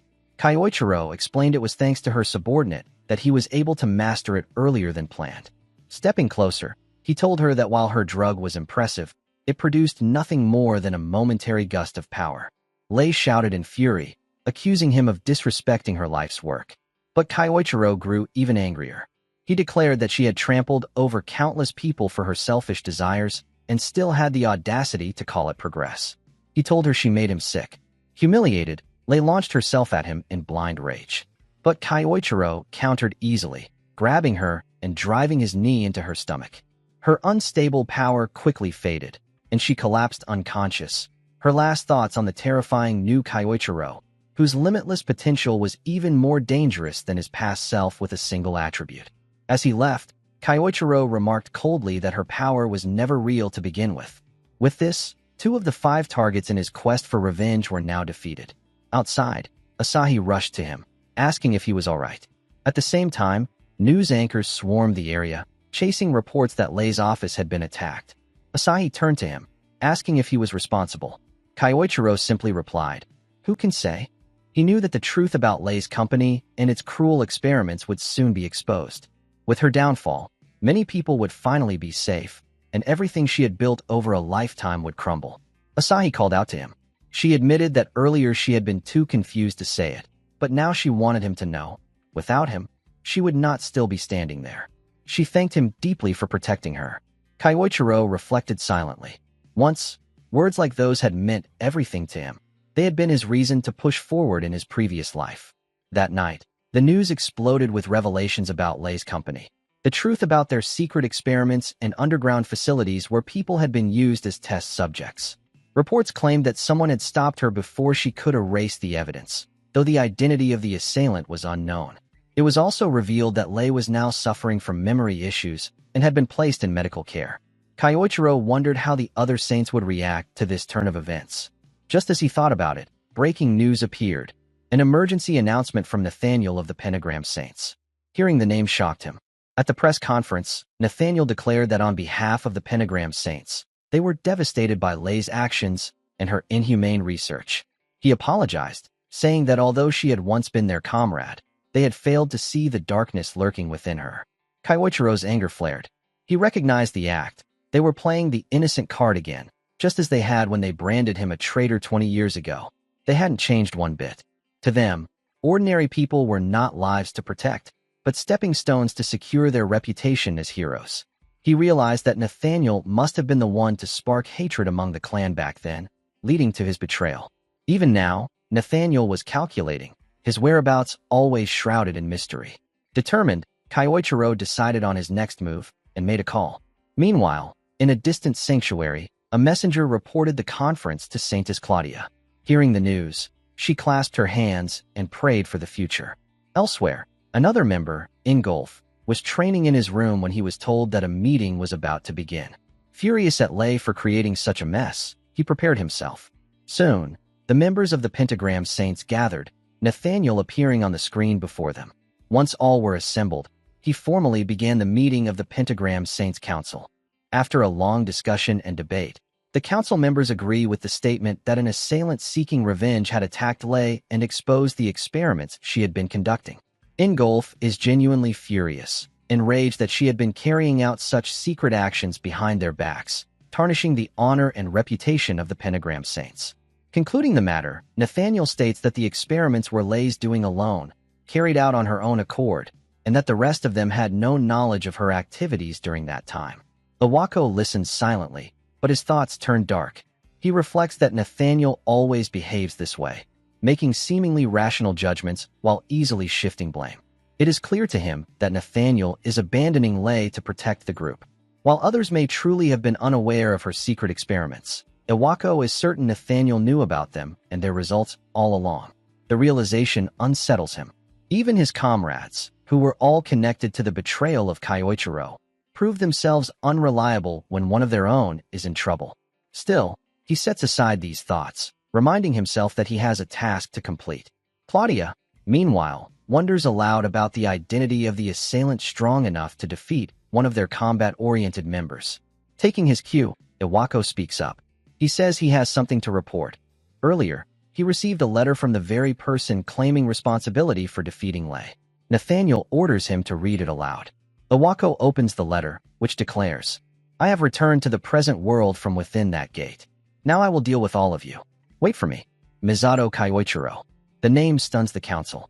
Claudia suggests it could be an imposter using his name to intimidate them. But Nathaniel immediately rejects the idea, explaining that no outsider could claim such knowledge about the gate unless they had truly been there. Considering the situation with Lei, he concludes that it must indeed be Kyoichiro who has finally returned. Claudia theorizes that perhaps time magic explains his survival. Ingolf interrupts, saying that if Kyoichiro truly is back, all they need to do is send him away again. Nathaniel agrees, saying Ingolf's view is correct. He decides they will not make any move for now since Kyoichiro poses no immediate threat. Instead, they will observe his actions and see what plans he intends to carry out. After the meeting, Ingolf gazes at the sky, haunted by old memories. He mutters that Kyoichiro is the one person he can never forgive, his tone revealing a personal grudge that remains unresolved to this day. Back at another location, Iwako contacts Kyoichiro and informs him of the council's discussion and their current plans. Kyoichiro, unsurprised, already knew Nathaniel would not move recklessly. Still, he understands that once the fear of his return grows too large, they will be forced to act. For now, he decides to target those whose whereabouts he already knows. He instructs Iwako to help with his next plan. Iwako asks what is needed. Kyoichiro replies that it is simple. He wants arrangements made for him to be transferred to the academy connected to Ingolf. Realizing the implication, Iwako knows Kyoichiro is now going after Ingolf. Kyoichiro confirms it, explaining that with the excuse of a short-term overseas exchange program, he can infiltrate the German academy. Iwako cautions him, saying Ingolf is not like Lei and may not have any obvious weaknesses to exploit. Kyoichiro listens but replies that regardless, he needs to face him at least once. He leaves the necessary documentation to Iwako to handle. Stepping outside to clear his mind, Kyoichiro reflects.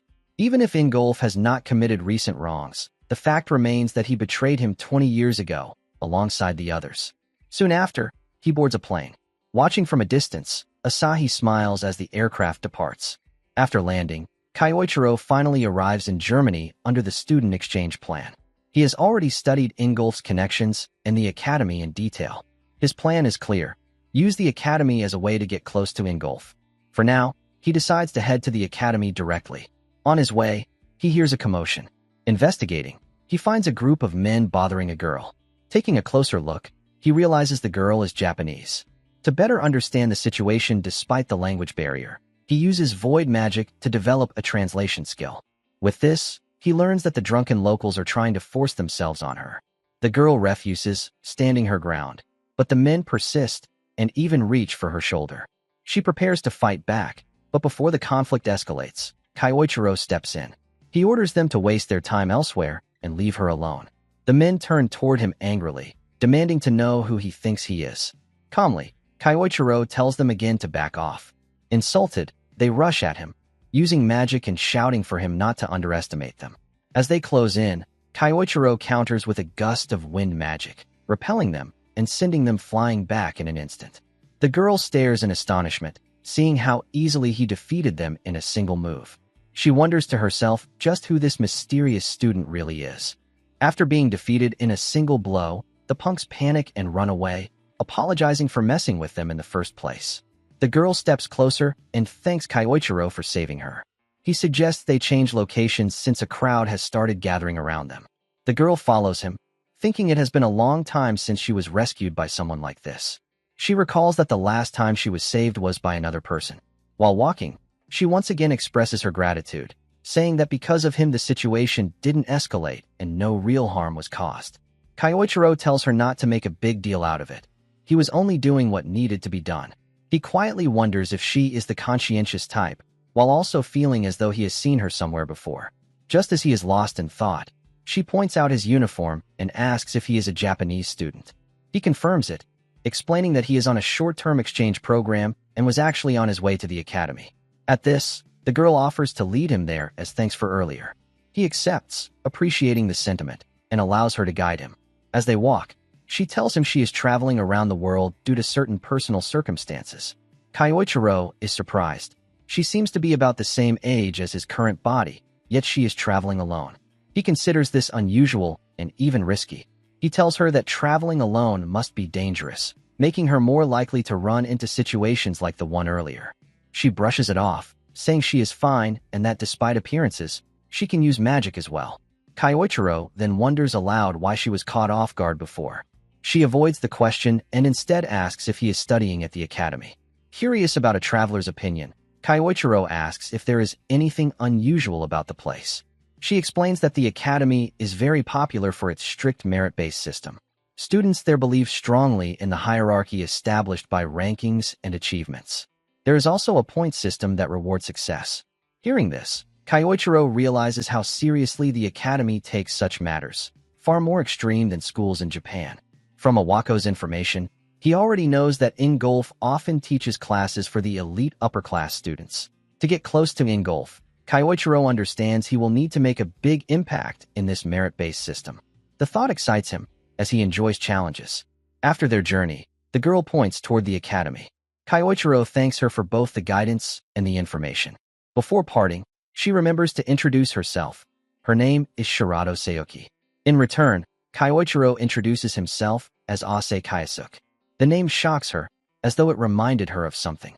When he notices her reaction and asks what's wrong, she simply replies that his name is familiar to someone she once knew. With that, they part ways, and she wishes him luck at the academy. After she leaves, Kyoichiro can't shake the feeling that something about her sticks in his mind. Still, he puts the thought aside and heads toward the academy.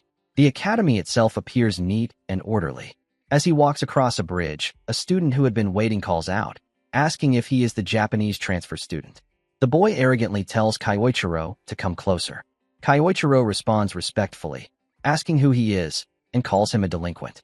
Insulted, the boy demands to know who he is calling a delinquent. He steps forward, sneering that Japanese students don't come around often, and questions if Kyoichiro could possibly be anything special. Trying to assert dominance, he warns Kyoichiro not to get the wrong idea about this academy. He says he will give him a basic rundown of the hierarchy here. Kyoichiro sighs, wondering why he is already running into troublemakers so soon after arriving. He recalls Sayuki's warning about the merit-based system and realizes the boy is trying to test him. Throwing his bag aside, Kyoichiro says he is ready to take him on. The boy grins, saying it's good that Kyoichiro understands quickly. Preparing his magic, he declares the fight is starting now. He uses earth magic, launching countless stones at Kyoichiro like a spray of bullets. But Kyoichiro easily deflects every attack without difficulty, stopping them midair. The boy stares in shock, clearly not expecting his magic to be countered so effortlessly. Kyoichiro remarks that while the quantity of the attack was decent, the power behind it was weak. He then prepares his own counter. Channeling his magic, Kyoichiro unleashes a devastating strike of earth magic that shatters nearby walls. He tells the student, at the very least, it should look like this. The stunned boy looks at him in horror, wondering why such a monster is here. Elsewhere, Sayuki is seen on a call. She reports that she has made contact with Ase Kayasuke. Speaking to Claudia, she says she will remain in Germany for now and continue to observe the target. Now in Germany, at the Lanzig Training Academy, we find Kyoichiro at the reception desk, receiving his student card after completing the necessary paperwork for his transfer. With the basics done, he now has permission to enter the country's dungeons. Examining the card, he uses void magic to translate the details and notices it is different from the ones he had in Japan. He sees the additional point value section that Shirato had told him about earlier.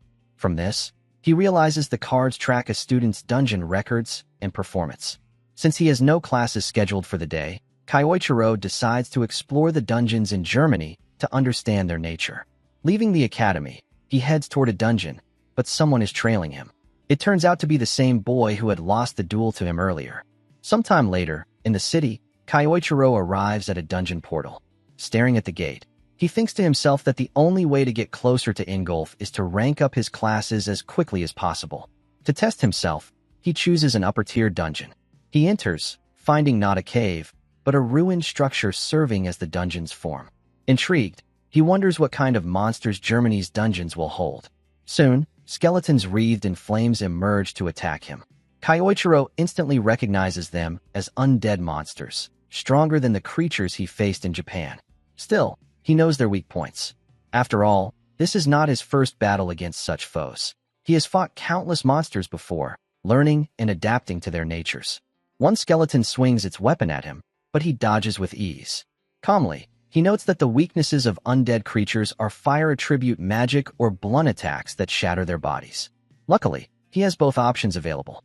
First, he enhances himself with strengthening magic. Then, with a single punch, he smashes the monster apart. The remaining undead freeze, almost as if confused about who the real monster is. Smirking, Kyoichiro taunts them to attack. Before long, he clears all the undead in the ruins and advances toward the boss chamber, knowing it should be waiting there. Inside, he finds the boss, a lich, floating in the air, surrounded by wandering souls. Deciding to test its strength, he begins with a fireball spell, launching it at the lich. The boss cancels it instantly. Kyoichiro narrows his eyes, but isn't surprised. Such resistance should be expected from a dungeon boss. The lich points its staff at him, releasing a spell that spreads thick miasma across the chamber. Kyoichiro dodges casually, though he notes with interest that the miasma melts everything it touches. A dangerous ability, but also something he might use to his advantage. The Lich follows up with more attacks. Kyoichiro condenses wind magic around his feet, boosting his speed and propulsion. Leaping across the chamber, he bounces off the floor and walls while evading the incoming spells. After several movements, he finally closes the distance, preparing to strike the boss directly. While preparing his spell, Kyoichiro taunts the Lich boss, asking if it can survive a taste of its own medicine. With that, he casts the same corrosive magic back at it. The boss suffers under the spell, its body breaking down as it begins to fade away. Kyoichiro steps back and watches as the Lich is defeated. He notes that the spell had a strong impact, but because it was a high-tier magical technique, he couldn't replicate it perfectly with his current ability. He realizes he must raise his void magic as far as possible, but sets the thought aside. There are more important matters to handle now. Looking to the shadows, he calls out and tells him to show himself. The person steps forward. It is the boy he had defeated earlier. The boy admits he hadn't expected to be caught and claims he was only observing Kyoichiro's performance. He asks if Kyoichiro minds. Kyoichiro narrows his eyes and asks if he wants another duel, wondering if he had been too lenient last time since the boy doesn't seem to have learned his lesson. But something about his behavior feels suspicious. Closing the distance, Kyoichiro warns him to clear things up so there are no misunderstandings in the future. The boy reaches into his pocket, and Kyoichiro tenses, suspecting a weapon, or worse, another enhancement like Lay's drug. But instead, the boy does something completely unexpected. He kneels down and begs Kyoichiro to take him as his disciple. Kyoichiro is stunned into silence. He can't believe what he's seeing. The boy holds out a small cup, leaving Kyoichiro even more confused. The boy explains that it's supposed to represent a Japanese Dajiza gesture of respect, which is why he brought it. Kyoichiro wonders if the boy is an idiot. The boy, however, insists earnestly that he was drawn in by Kyoichiro's overwhelming strength and now wants him to teach him magic. Kyoichiro asks if he's joking, but the boy continues to pledge his sincerity, admitting that after seeing the earlier fight, he feels like a fool for ever challenging him in the first place. Kyoichiro sighs, realizing the situation has suddenly become much more complicated. Just as they're speaking, he senses something strange. Placing a hand on the boy's shoulder, Kyoichiro readies himself. The boy thinks Kyoichiro is about to accept him as his disciple, but before he can finish his words, a sudden attack strikes from out of nowhere, carrying devastating force. From the darkness emerges a massive monster, far stronger than the Lich Kyoichiro had just defeated. Realization dawns on him. The creature from before wasn't the true final boss. The real one has arrived now. Kyoichiro steps forward, ready to face the monster, while the boy beside him trembles in fear. Staring at the massive beast, the boy recalls something he once read in the academy manuals. He tells Kyoichiro that the creature is a skull dragon, a monster so powerful it once wiped out entire villages long ago. He adds that according to the records, Ingolf had barely managed to defeat one in the past. Confused and terrified, the boy wonders why such a creature would appear here now.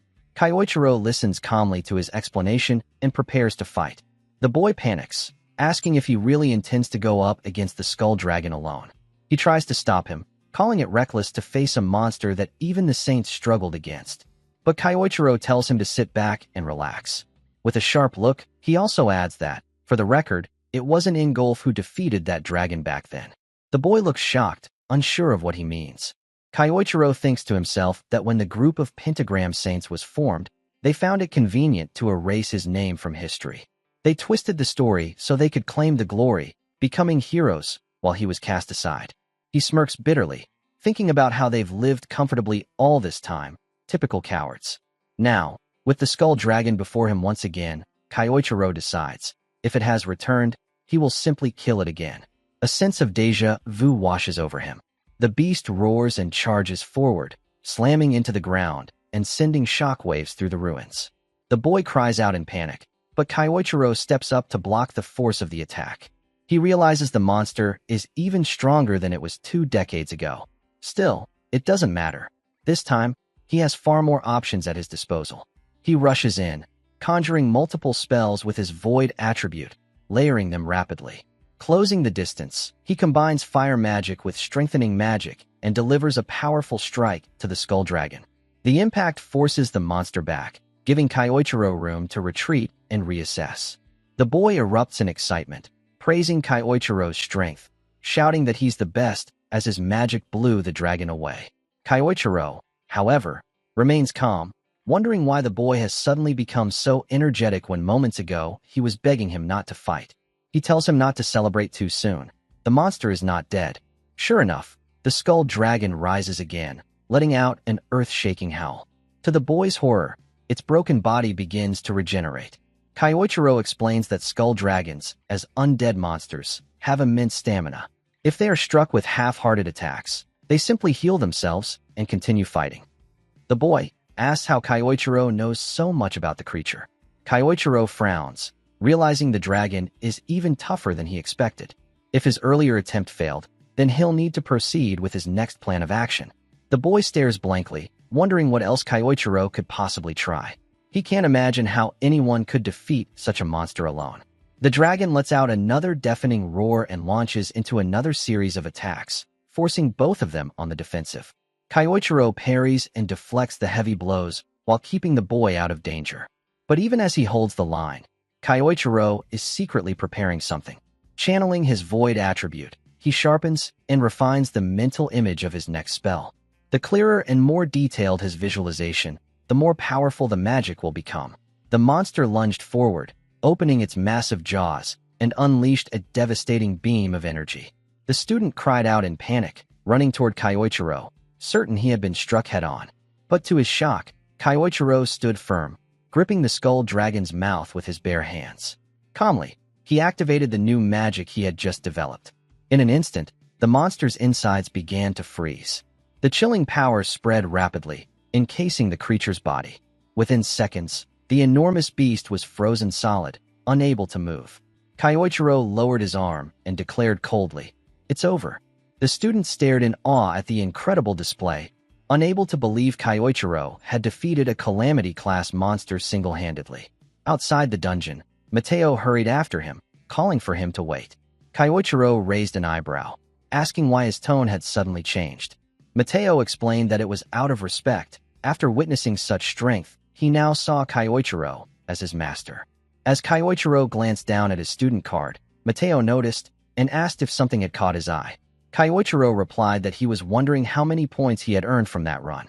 Finally, Kyoichiro addressed him by name and asked just how important points were for class rankings. Mateo thought for a moment before explaining. There's no exact system, but in general, you need about 10,000 points to rank up a class. That means around 30,000 points are required to qualify for the special class. Kyoichiro frowned slightly. Mateo continued, "The worst part is that dungeon points are fixed. Even though we defeated a skull dragon, it won't give you anything extra. This run earned you about 500 points.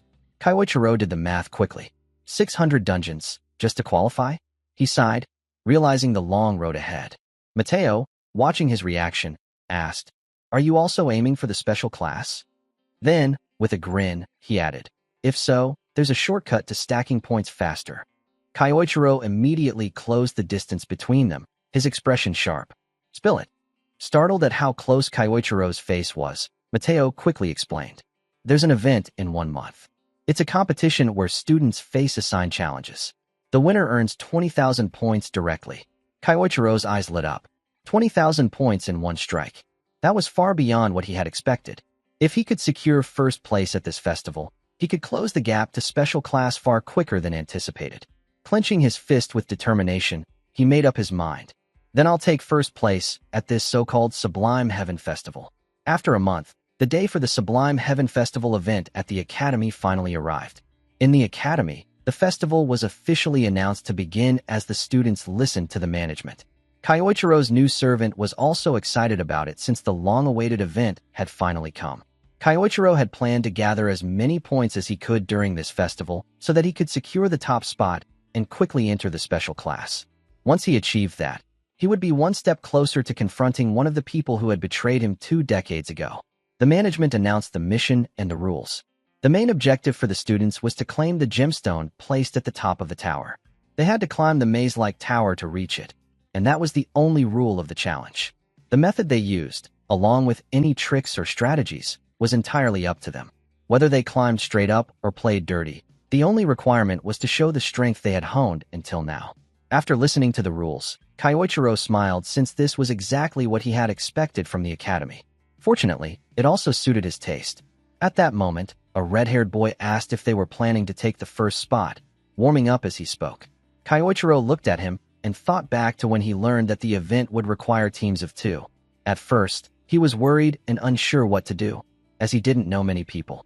However, fortune seemed to smile upon him since he already had the perfect partner at hand. When he ordered the boy to pair up with him, the boy was so delighted that he bowed deeply to Kyoichiro. While warming up, someone approached them. Kyoichiro looked over and was surprised to see Shirato attending the event. She told him that since it was such a fun occasion to watch, she thought of taking a detour to enjoy her time there. Seeing her, Kyoichiro's new disciple jumped up and asked his master if this cute person was his girlfriend.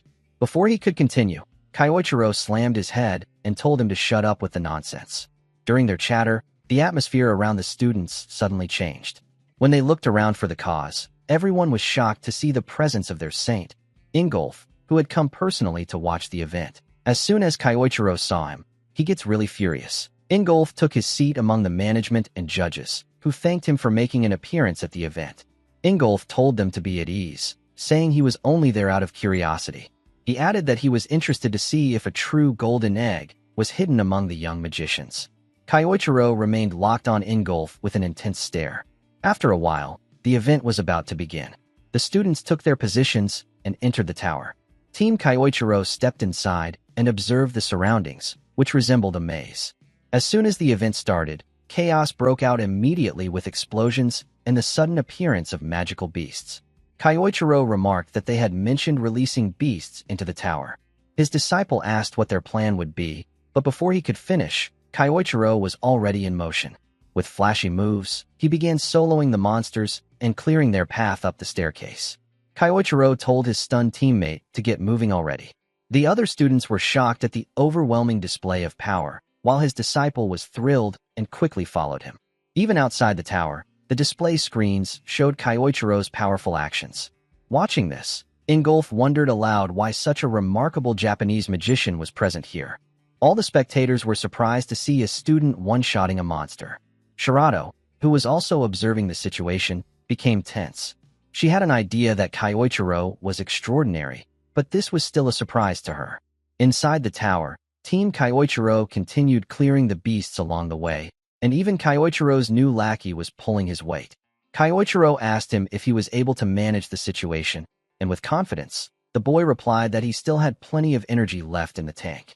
Hearing this, Kyoichiro told him they needed to move faster without slowing down.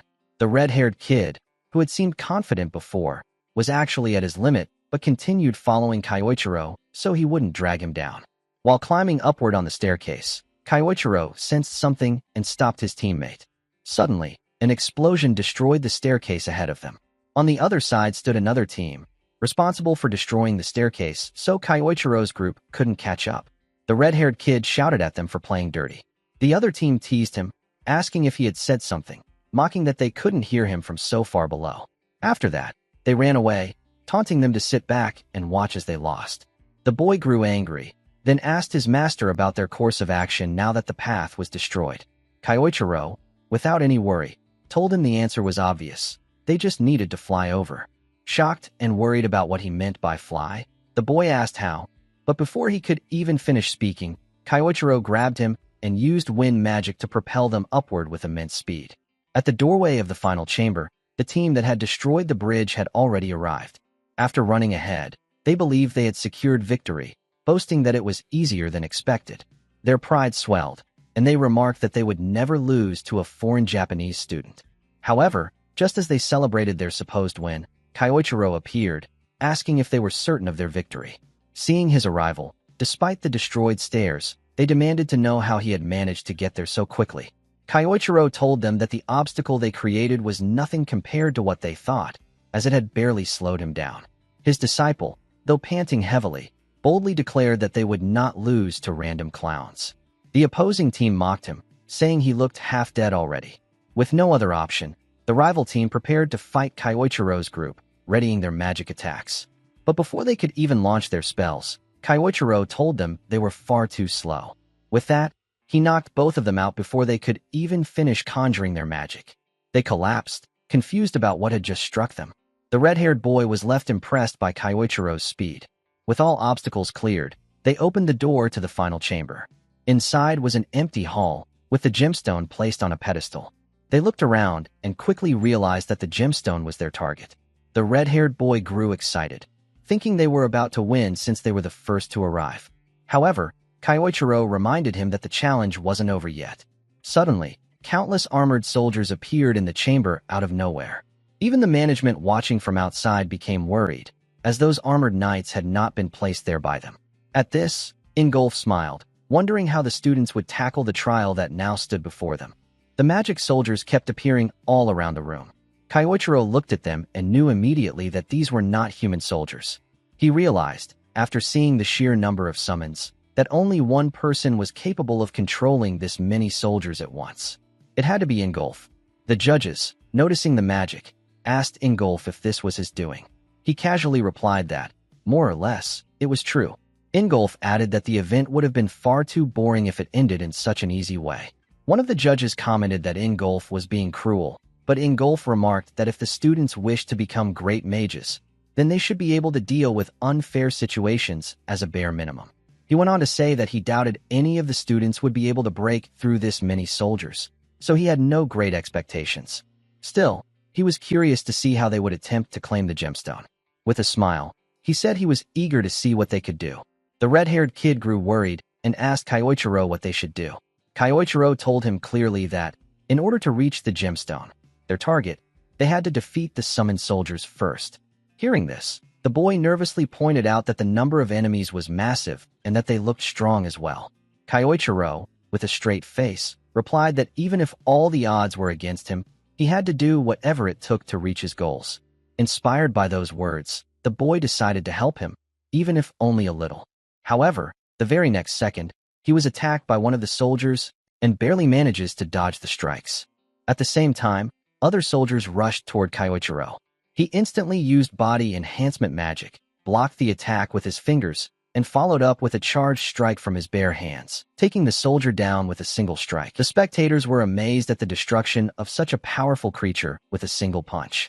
Kaiichiro continued to slam down knight after knight across the room, clearing the area. His student watched in awe, growing even more impressed by his power. Even Ingolf raised his eyebrows, admitting to himself that Kaiichiro had some impressive offensive ability, but he doubted whether he could truly take on all of the soldiers summoned there. Ingolf slammed the table, insisting that his magic wasn't that easy to overcome. As if responding to Ingolf's will, the soldiers began multiplying, raising the difficulty of the challenge even further. The boy wondered what the academy was thinking by allowing such a high-level trial for students. Even the spectators grew anxious about the extreme difficulty. Shirato, watching closely, knew it would be impossible to defeat an entire army like this, yet she still held hope that Kaiichiro might somehow break through. She fixed her gaze on him, wondering what his next move would be. The soldiers swarmed around Kaiichiro, forcing him to dodge continuously while calculating the rising number of enemies. Though the situation looked overwhelming, Kaiichiro found it trivial compared to when he had fought Calamity-level monsters inside an SSS rank gate. He parried their attacks and countered with sharp precision, striking down soldier after soldier. After a while, he realized that defeating them slowly would be pointless, since they might revive or multiply endlessly. The best choice was to destroy them all at once with a large-scale spell. However, he did not have the luxury of sitting idle to construct a new mental image for a spell. Instead, he decided he would have to use one he had already seen before. It would save time and be faster. He had an idea of such a spell, but he hated the person it belonged to. Given the situation, however, he resolved to bear with it. Activating void magic, Kaiichiro began forming a large-scale spell, starting with earth magic. Ingolf immediately recognized the spell in question, stood up from his seat, and knew what he was about to witness. Meanwhile, Kaiichiro combined the elements, fusing earth and wind magic, and unleashed a devastating attack. The entire chamber exploded with such force that the impact was felt even outside the tower. The spell Kaiichiro used was one that had taken Iwako 2 decades of hard work to create. Yet, Kaiichiro executed it flawlessly. With all the obstacles obliterated, He stepped forward and claimed the gemstone, declaring the game over. Seeing that he had actually done it, his disciple jumped with joy, celebrating alongside the spectators, who were all thrilled after witnessing such an incredible battle. Shirato, who had been watching intently, was stunned to see him use fusion magic. She wondered just how deep his power truly went. Ingolf, meanwhile, laughed and smiled, amazed that Kyoichiro had just cast a spell that had taken a saint 20 years to develop, and yet he used it as a mere student. Ingolf noted down the name Ase Kayasuk on his personal list, finding him utterly fascinating. As he left, Ingolf remarked that if Kyoichiro entered the special class, he would personally make sure he received training worthy of his caliber. After all the preparations and follow-up work from the events, the Academy held a ceremony to announce student promotions, including the one who would be advancing to the special class. When the announcement of Ase Kayasuk's success was made after he had earned enough points, they welcomed him and invited him onto the stage. Everyone whispered among themselves, astonished that he had only been at the Academy for a month and was already receiving such a major promotion. They even recalled the incredible battle he fought during the festival. Some commented that he seemed almost inhuman. Hearing all of this, his disciple grew smug with pride over his master's feats. After the announcements and the introduction of all the major students on stage, the Academy proceeded with the armband ceremony, for which they had invited a special guest. Kyoichiro, hearing this, wondered if the guest was who he thought it might be. The speaker then welcomed their guest, none other than the saint of the country, Ingolf. The speaker handed the stage over to him. Looking at Ingolf, Kyoichiro thought to himself, questioning whether he was really there just for the ceremony or if he had an ulterior motive. Ingolf gave a tribute to the students, then turned directly toward Kyoichiro. He told him that he had provided quite the entertainment at the festival. Ingolf then presented him with his prize, and as he passed by, he leaned in and quietly whispered for Kyoichiro to come to his estate that night. A few people noticed Ingolf speaking to Ase and wondered what he had said to him. Kyoichiro, meanwhile, pondered the true intention behind Ingolf's words. After the ceremony concluded, that same night Kyoichiro went to Ingolf's estate to discover what he wanted. He was received by a butler who told him they had been expecting him. On the way to meet Ingolf, Kyoichiro racked his brain about what Ingolf could be up to and why he had called him there. He wondered if his true identity had already been exposed. If that were the case, he regretted not having more time to prepare. He thought that if his luck had run out, then he had no choice but to face it. As he entered the room, he braced himself for the worst, preparing in case the situation escalated into a fight sooner than he had planned. Inside the room was a table with food already served, and Ingolf was seated, eating his meal. He welcomed Kyoichiro, inviting him to sit, and saying he would like to talk after sharing a meal. Kyoichiro sat down and joined him, still wondering which of the two possibilities this meeting would lead to. After the meal ended, Ingolf began the conversation by congratulating him once again on his victory at the festival and the feats he had demonstrated there, saying he found them truly impressive. Ingolf added that the battle at the top floor of the tower had particularly caught his eye. Then, slowly changing his tone, Ingolf said he had one thing he was curious about. He asked Kyoichiro directly what exactly he was hiding.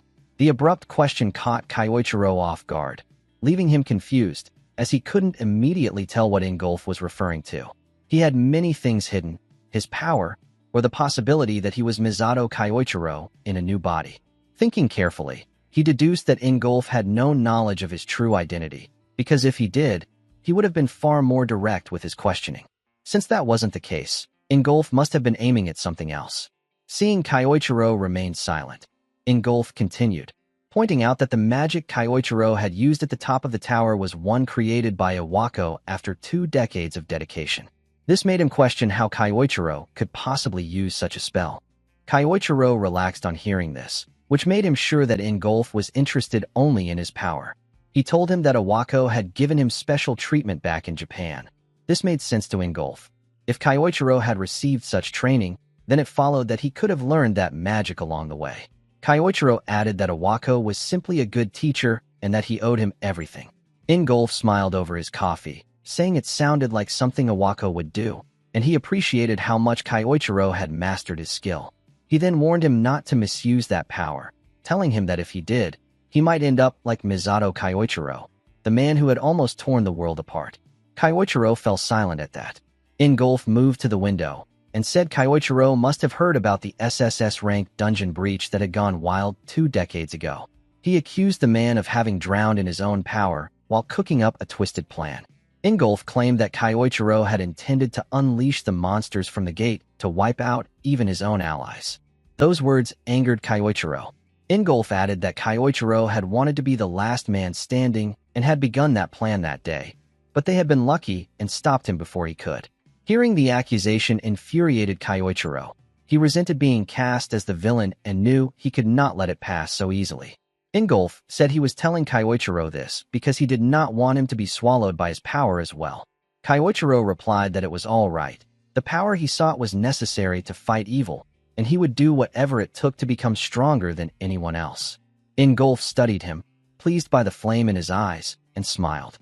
He told Kyoichiro that, like at the festival, he was an interesting person. For that spirit, he wanted to reward him. He leaned closer as Kyoichiro asked what the reward was.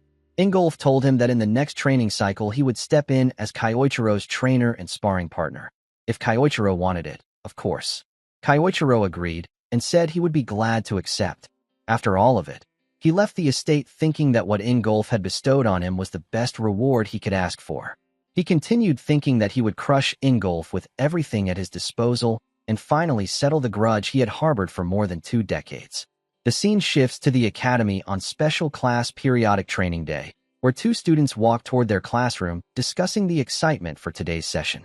They mention that this particular class is special because the academy's top students have the rare opportunity to train directly under Ingolf, one of the most renowned fighters in the world.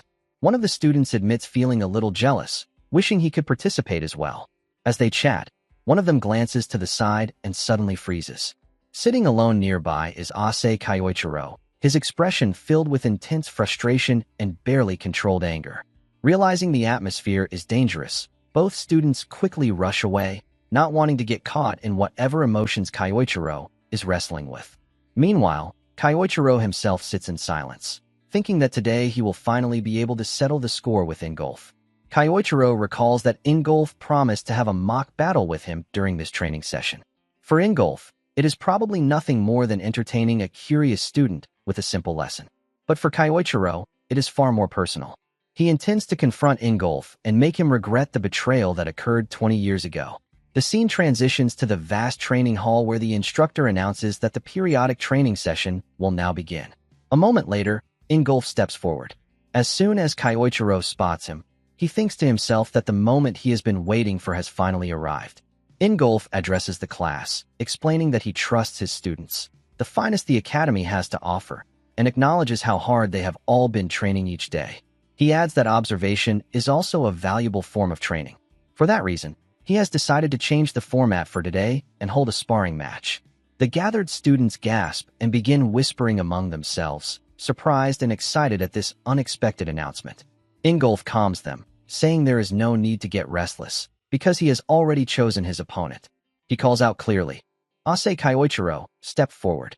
In the audience, a red-haired student spots Kyoichiro and becomes ecstatic, realizing that Kyoichiro will be facing Ingolf directly. He mutters that skipping his other class was absolutely worth it to witness this match. As he looks around, he notices Sayuki sitting quietly nearby and recognizes her from the Sublime Heaven Festival. Sayuki studies Kyoichiro intently, thinking to herself that he is about to challenge a pentagram saint, one celebrated throughout the world as a hero. She wonders how far Kyoichiro plans to push himself against such an overwhelming opponent. Ingolf looks at Kyoichiro and asks calmly if they should begin. Kyoichiro reminds himself that Ingolf is one of the strongest fighters among the pentagram saints and operates on an entirely different level from Iwako or Lei. Even so, Kyoichiro resolves that the one who will fall today will be Ingolf. Ingolf announces that he will make the first move. His aura flares as he launches a powerful strike toward Kyoichiro. The students gasp in shock at the sheer force behind the attack. Even Sayuki finds the situation troubling, noting that the shockwave from Ingolf's punch alone tears through the air. Yet, to her surprise, Kyoichiro withstands the blow. Kyoichiro wonders if Ingolf is using body enhancement magic and decides to counter with earth magic. When Ingolf's strike collides with him, Kyoichiro manages to block it using reinforced stone. Ingolf appears slightly impressed that Kyoichiro was able to stop such a heavy blow. Smiling, Kyoichiro asks if Ingolf used body enhancement magic, since the strike felt incredibly heavy. Internally, he acknowledges that he barely managed to stop it, and the power behind the attack was incredible. Ingolf smiles back and corrects him. He wasn't using body enhancement magic yet. Kyoichiro is shocked. Then Ingolf gathers an even stronger aura and states that this is what it looks like when he activates body enhancement magic. He unleashes a devastating strike at Kyoichiro. Kyoichiro is stunned by the sheer difference in power. As he attempts to block, Ingolf continues attacking with rapid, heavy strikes, leaving him no choice but to move swiftly and dodge. In the audience, the red-haired student is horrified that his master, Kyoichiro, is being pushed back so hard. He wonders what kind of technique Ingolf is using. Ingolf notices Kyoichiro's evasive movement and remarks that Kyoichiro escaped using wind magic, showing strong survival instincts. But the battle is far from over. Ingolf delivers another crushing blow, and Kyoichiro narrowly avoids it. Realizing the impact would be catastrophic, he knows he can no longer afford to hold back. Ingolf notices Kyoichiro suddenly stop moving and realizes that Kyoichiro is preparing to counterattack. Sayuki immediately recognizes the stance. It's the same technique Kyoichiro used during the festival. Kyoichiro activates fusion magic and releases a powerful green aura that surges toward Ingolf. As the blast strikes, a massive explosion fills the arena. When the dust settles, Ingolf stands unharmed, having blocked the attack with a single punch. Kyoichiro realizes Ingolf used a shockwave technique that dulled the impact. At this moment, he understands that Ingolf has become even stronger over the past 20 years. Ingolf smiles, acknowledging the intensity of the battle, and admits that he should not have been holding back either. Golden aura erupts around him, flooding the arena with overwhelming energy. Stunned and confused, Kyoichiro wonders what kind of magic Ingolf is using now. With complete confidence, surrounded by radiant golden light, Ingolf looks at Kyoichiro and says with a calm but powerful voice, "Now then, let's keep this fight going." Seeing the spell before him, Kyoichiro immediately realizes that it is a technique even he does not recognize, meaning Ingolf must have discovered or developed it sometime within the last 20 years. Although this surprises him, Kyoichiro states that it is perfectly fine by him, and he decides to evaluate Ingolf's progress by testing the spell's true worth. He begins by unleashing his void magic, followed by a powerful strike using earth magic. Ingolf pauses for a moment, wondering what Kyoichiro intends to accomplish with this approach. Meanwhile, Kyoichiro thinks to himself that this particular strike covers such a wide area that there should be no way to dodge it. However, Ingolf manages to avoid the attack by leaping high into the air. Kyoichiro knows that once Ingolf loses his stance mid-air, it will create the perfect opening for Kyoichiro to strike with a fused spell. Preparing himself, he gathers both earth and wind magic, merging them together into a fusion technique and launching it directly toward Ingolf while he is still airborne. Seeing this, the red-haired student remarks with excitement that Master Kyoichiro is finally using his fusion magic. Sayuki looks surprised as well, quickly realizing that Ingolf is losing balance in the air, making it an ideal opportunity for Kyoichiro to land a decisive blow. Just when everyone thinks the attack will strike Ingolf head-on, Ingolf suddenly smiles. His aura intensifies dramatically, catching Kyoichiro completely off guard. To everyone's shock, Ingolf takes the fusion spell head-on and blocks it with nothing but his hand. The force of the magic disperses, completely nullified. Kyoichiro is stunned to see Ingolf effortlessly break through his fusion spell, and Sayuki also struggles to accept that someone could neutralize a technique of that level so casually. Back in the arena, Ingolf calmly tells Kyoichiro that the strike was excellent, but it is simply not strong enough to break through Ingolf's mana armor. His right arm is now enveloped in a glowing golden aura. Kyoichiro, surprised at first, realizes that this golden haze functions as a powerful armor. The fact that Ingolf can shrug off fusion magic without suffering a scratch reveals an overwhelming level of durability. Stepping forward, Ingolf explains that his armor does more than just protect him. This mana armor transforms his entire body into a weapon, combining offense and defense seamlessly. That, he claims, is the true essence of his technique. Ingolf then charges toward Kyoichiro at full speed, covering his entire body with mana armor. As Ingolf's strike lands, Kyoichiro barely manages to dodge. Yet Ingolf's attack still smashes into the ground, completely breaking the terrain. The red-haired student is stunned at the sheer power behind Ingolf's strike. Kyoichiro finds himself being pushed back repeatedly. Once the dust settles, he realizes that Ingolf is far stronger than he was 2 decades ago, and that this mana armor is one of the biggest reasons behind that enormous growth. Kyoichiro thinks to himself that he does have a countermeasure, but the spell is incomplete, and he is unsure whether he can even pull it off successfully. Ingolf asks if Kyoichiro is not going to strike back, and when he receives no immediate response, he decides that he will end the duel himself. Feeling the pressure, Kyoichiro becomes frustrated, knowing he has no choice but to attempt the new spell. Kyoichiro begins gathering blue mana into his hand.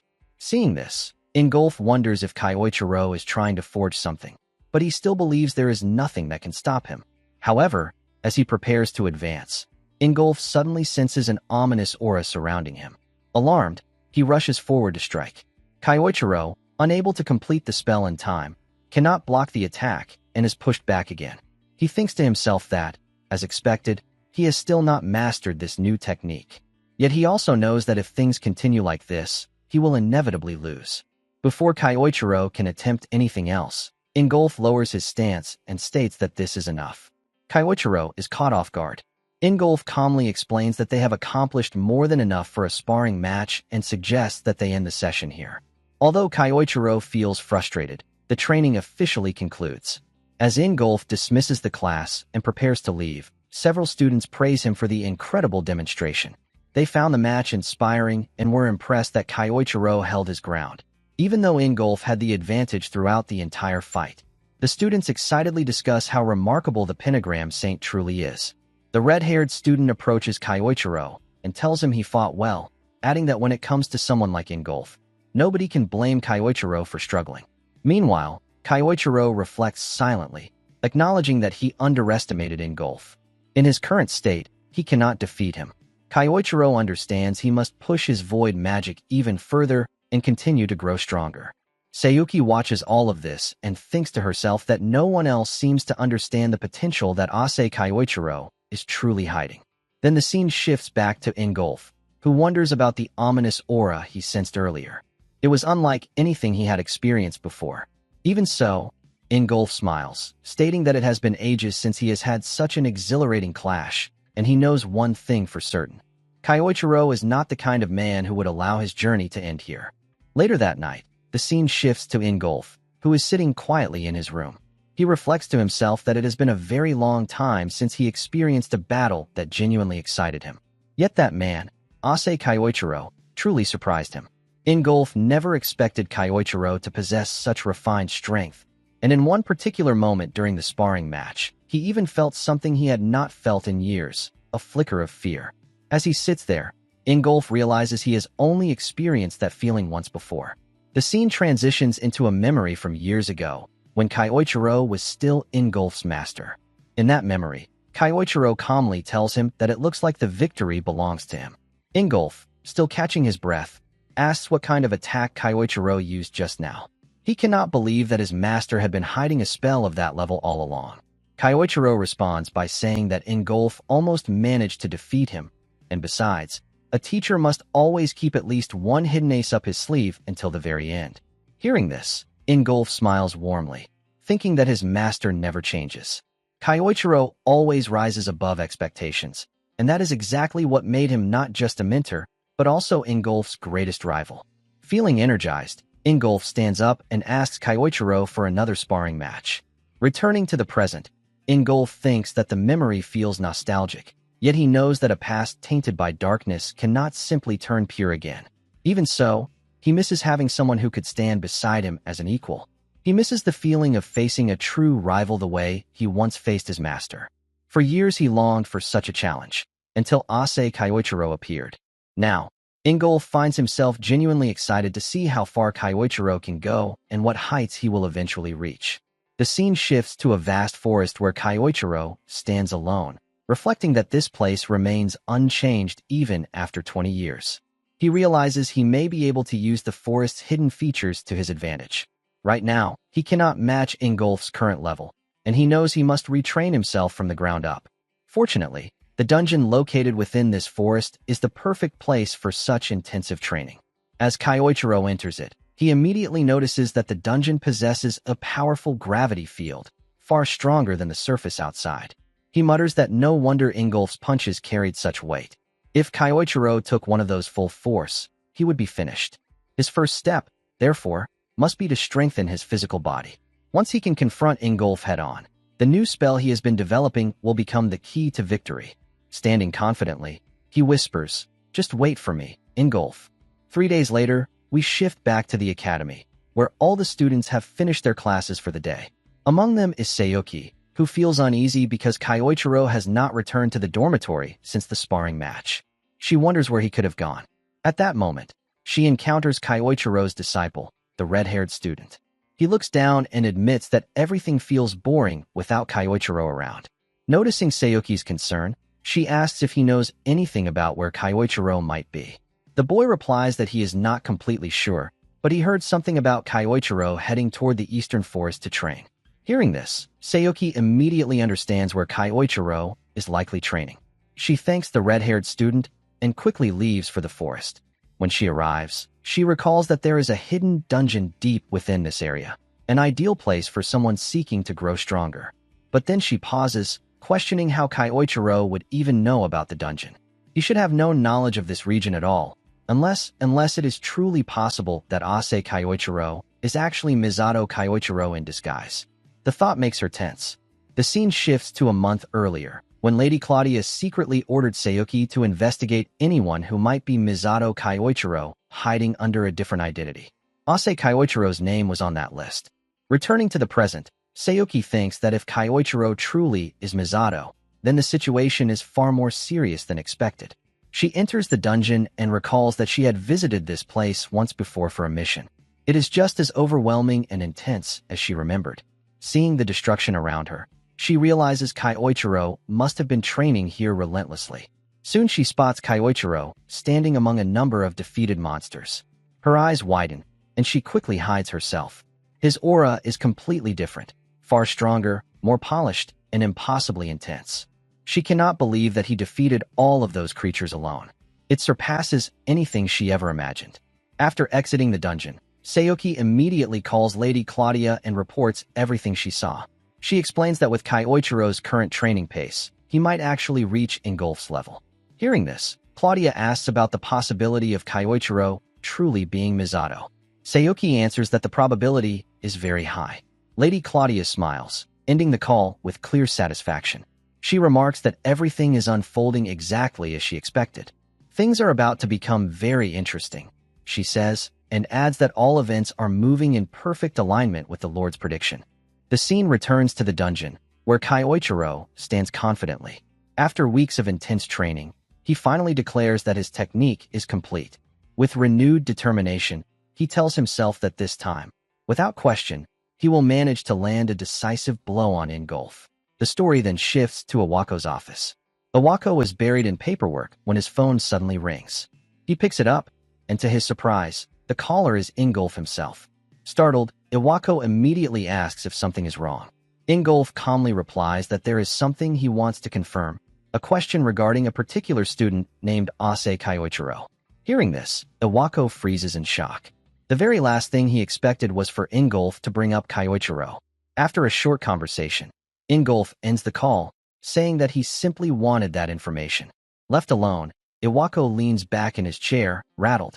He mutters to himself in disbelief, wondering why Ingolf suddenly became curious about Ase Kyoichiro's past. But he cannot tell Ingolf the truth, that Kyoichiro is actually Misato.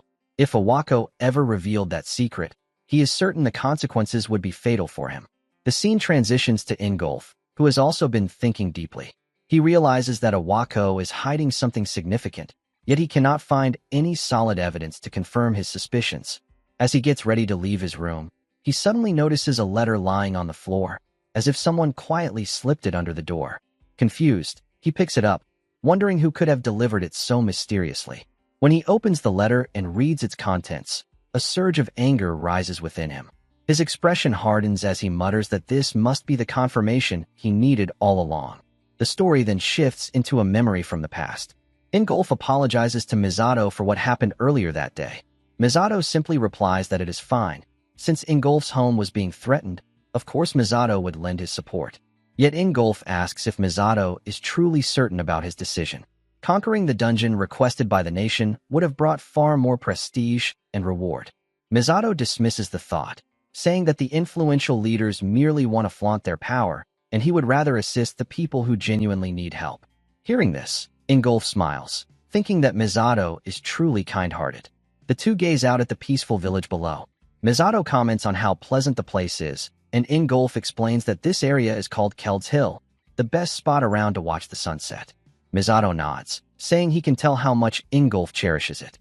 Inspired, Ingolf admits that he wants to become stronger, not only for his village, but because there are many other places suffering from dungeon outbreaks. Misato responds with enthusiasm, saying that he will team up with Ingolf. Standing up, Misato adds that he has decided to train Ingolf here during his stay in the country. Overjoyed, Ingolf readily agrees. Returning to the present, Ingolf stands alone near a window, remembering those days when he and Misato would meet at the hill, pushing each other to new limits whenever they found time. But those memories are tainted, because Misato was the one who later devastated Ingolf's hometown. With a conflicted expression, Ingolf decides that he will not involve Nathaniel, Claudia, or the other pentagram saints. This is a burden he must shoulder alone. He will be the one to confront Kyoichiro. Back at the academy, Kyoichiro walks down a quiet corridor.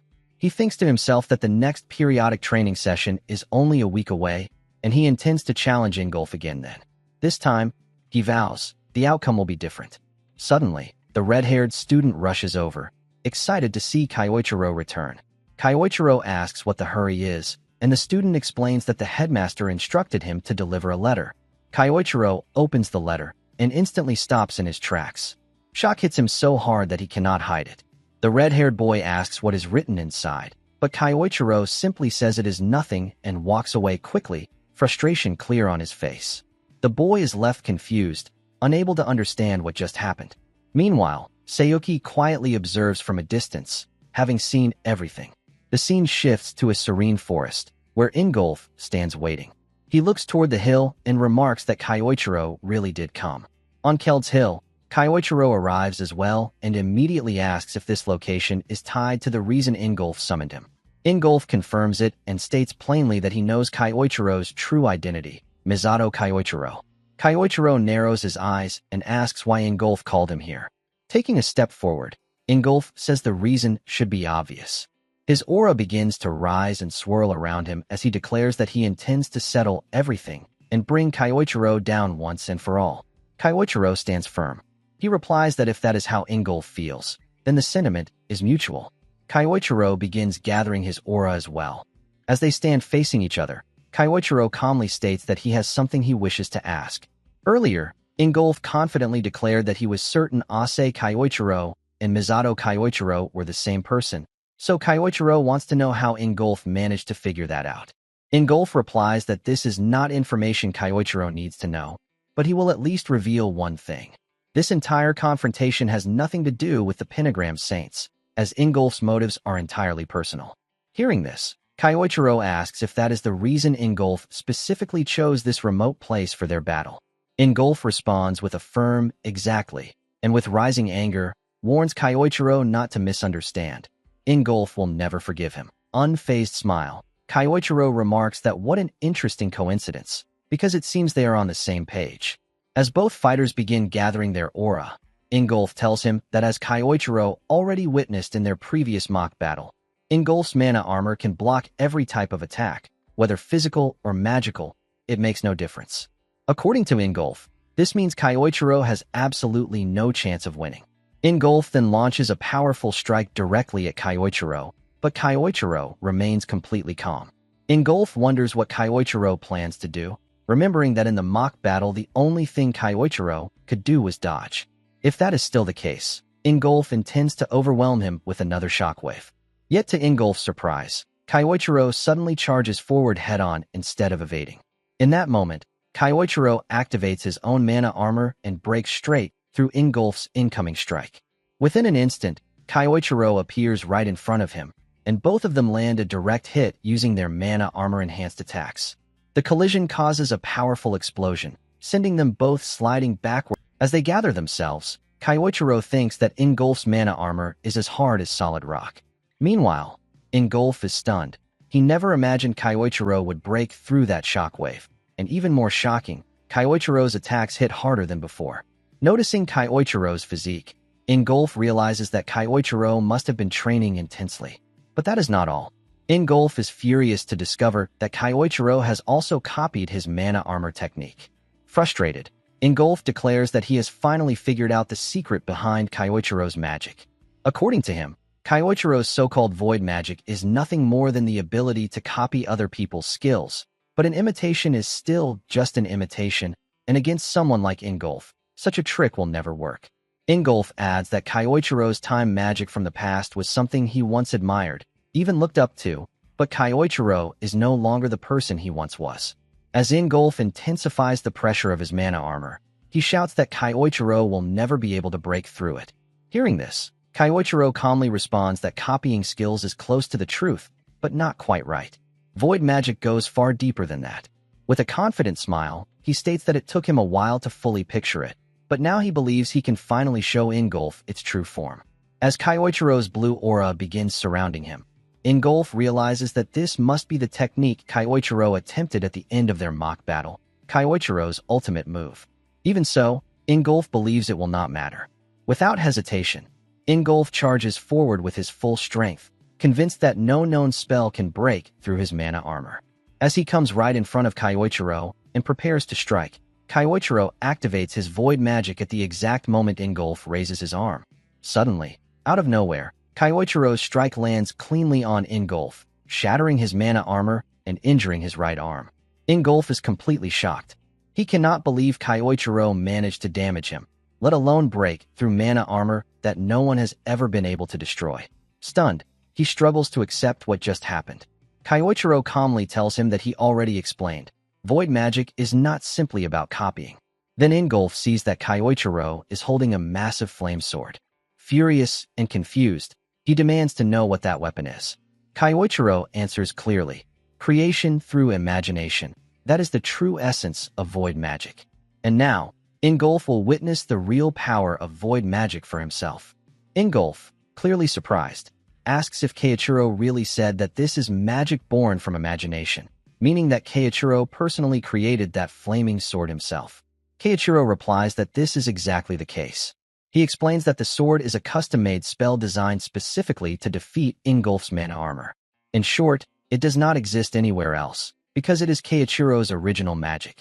Hearing this, Ingolf becomes frustrated and wonders how that sword could possibly break through his mana armor. Kyoichiro remarks that Ingolf looks confused and points out that Ingolf previously claimed his mana armor could block every attack, but that is not actually true.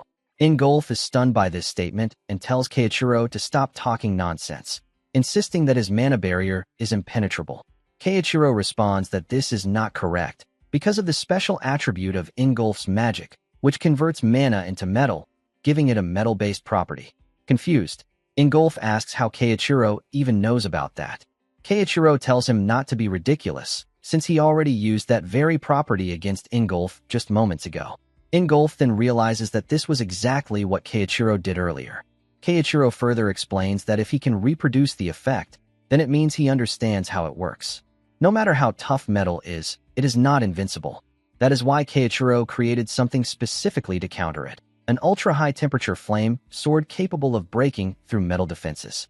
Meanwhile, Ingolf thinks to himself that his armor has brushed off countless spells before, and yet Kyoichiro managed to create this sword in such a short amount of time.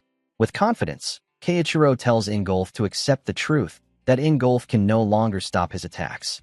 Angered, Ingolf tells Kyoichiro not to underestimate him, saying that just because Kyoichiro learned a new trick does not mean he has already won. Then Ingolf begins to release his aura, and in an instant, he appears right in front of Kyoichiro with incredible speed, throwing a powerful punch meant to teach him a lesson.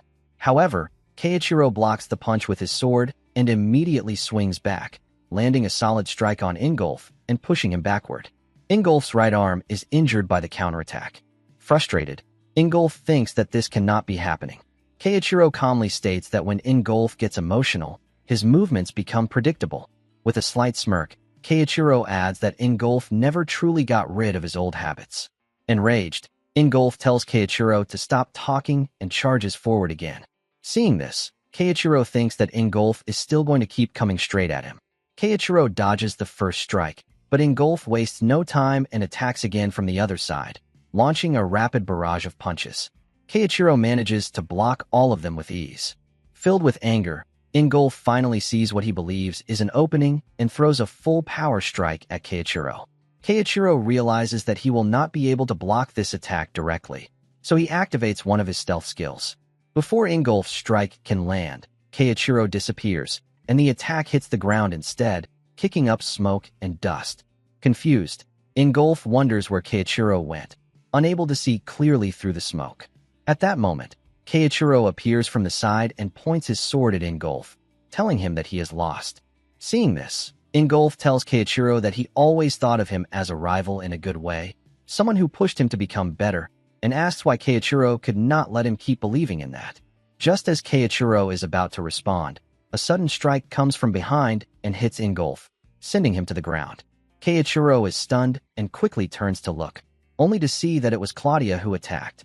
Claudia smirks and says that she will not let Keiichiro wrap things up just yet. Keiichiro becomes angry when he sees her. With a smile, Claudia greets him, saying it has been a long time. Hearing this, Keiichiro realizes that Claudia knows his true identity.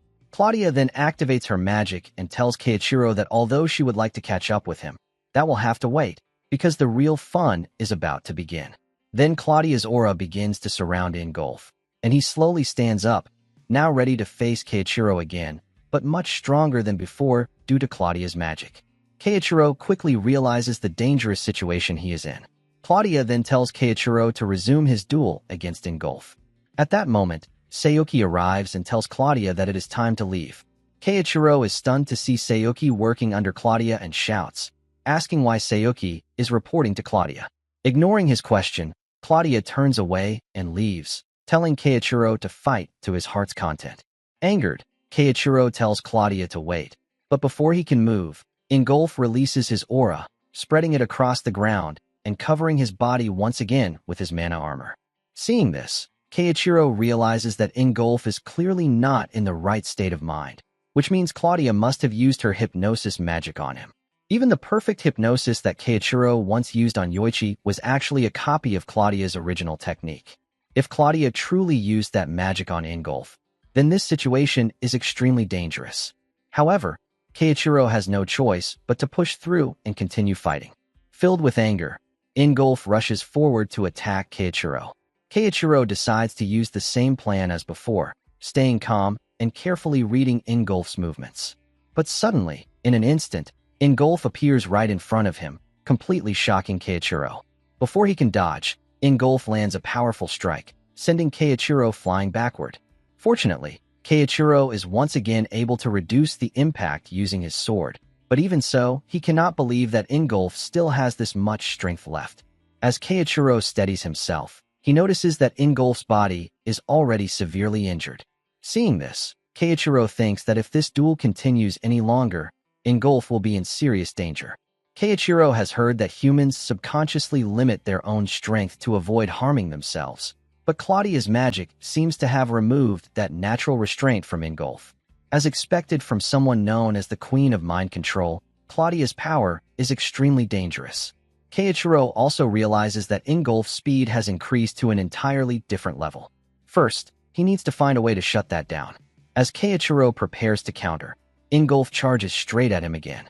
Keiichiro tries to block the attack using a mana barrier, but Ingolf still manages to break through it and nearly lands another strike. Keiichiro barely manages to dodge in time and quickly puts distance between himself and Ingolf. He then realizes that something is not right and starts wondering what is really going on, because the mana surrounding Ingolf appears to be fading. Keiichiro considers that maybe the hypnosis is failing, but he knows Claudia is not the type of person to make such mistakes. If she planned to use Ingolf, then she would have made sure every detail was perfect. Still, something does not add up. For now, Keiichiro decides to save the questions for later, because Ingolf's magic armor is beginning to break, and that creates an opening. Taking advantage of this chance, Keiichiro rushes forward and strikes at Ingolf with his void magic sword. As Keiichiro closes the distance, Ingolf also throws a punch at him. However, Keiichiro overpowers Ingolf's strike and injures his right hand. Then Keiichiro follows up with another attack using his void magic. When the strike lands, the entire area is filled with blue mana. As the dust finally settles, Keiichiro is seen holding Ingolf, and Ingolf admits that he has lost. Keiichiro calmly replies that yes, he has won again. Smiling weakly, Ingolf says that fighting against Keiichiro has made him certain of one thing. Keiichiro was not the one who destroyed Ingolf's homeland. After saying this, Ingolf collapses to the ground. Shocked by these words, Keiichiro immediately asks what Ingolf is talking about. Then the scene shifts to later that night, when Ingolf wakes up and is shocked to see Keiichiro sitting beside him. Confused, Ingolf asks if Keiichiro is the one who treated his injuries. Keiichiro replies that it was only basic first aid and adds that if Ingolf moves around too much, it could worsen his condition. Ingolf then asks why Keiichiro would help him at all, since they are supposed to be rivals, and says that helping him seems completely contradictory.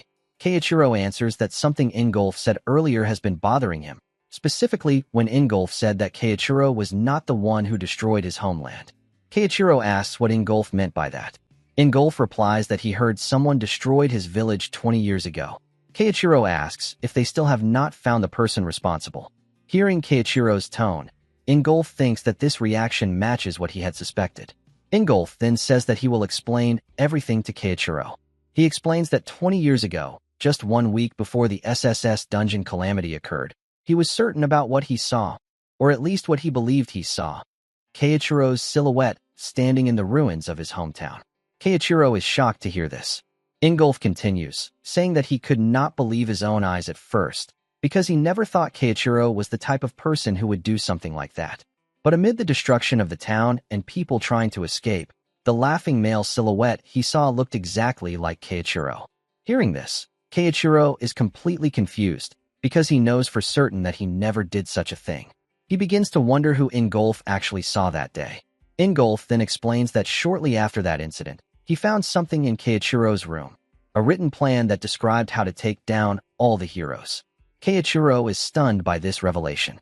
Ingolf adds that the Pentagram Saints eventually came to the conclusion that Misato Keiichiro was a traitor, and the result of that decision is something Keiichiro already knows very well. After hearing everything, Keiichiro thinks that Ingolf does not seem to be lying, which means someone must have carefully orchestrated all of this.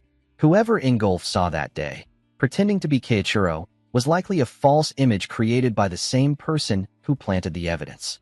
Filled with anger, Keiichiro thinks that manipulating someone's senses and planting false memories is something only a very specific person could accomplish. If anyone could do that, it would be Claudia. Keiichiro has copied Claudia's hypnosis magic before, so he knows how it works. It targets the brain directly and can force behavior and perception. Keiichiro then asks Ingolf if it could have been Claudia all along. Ingolf replies that he had the same thought.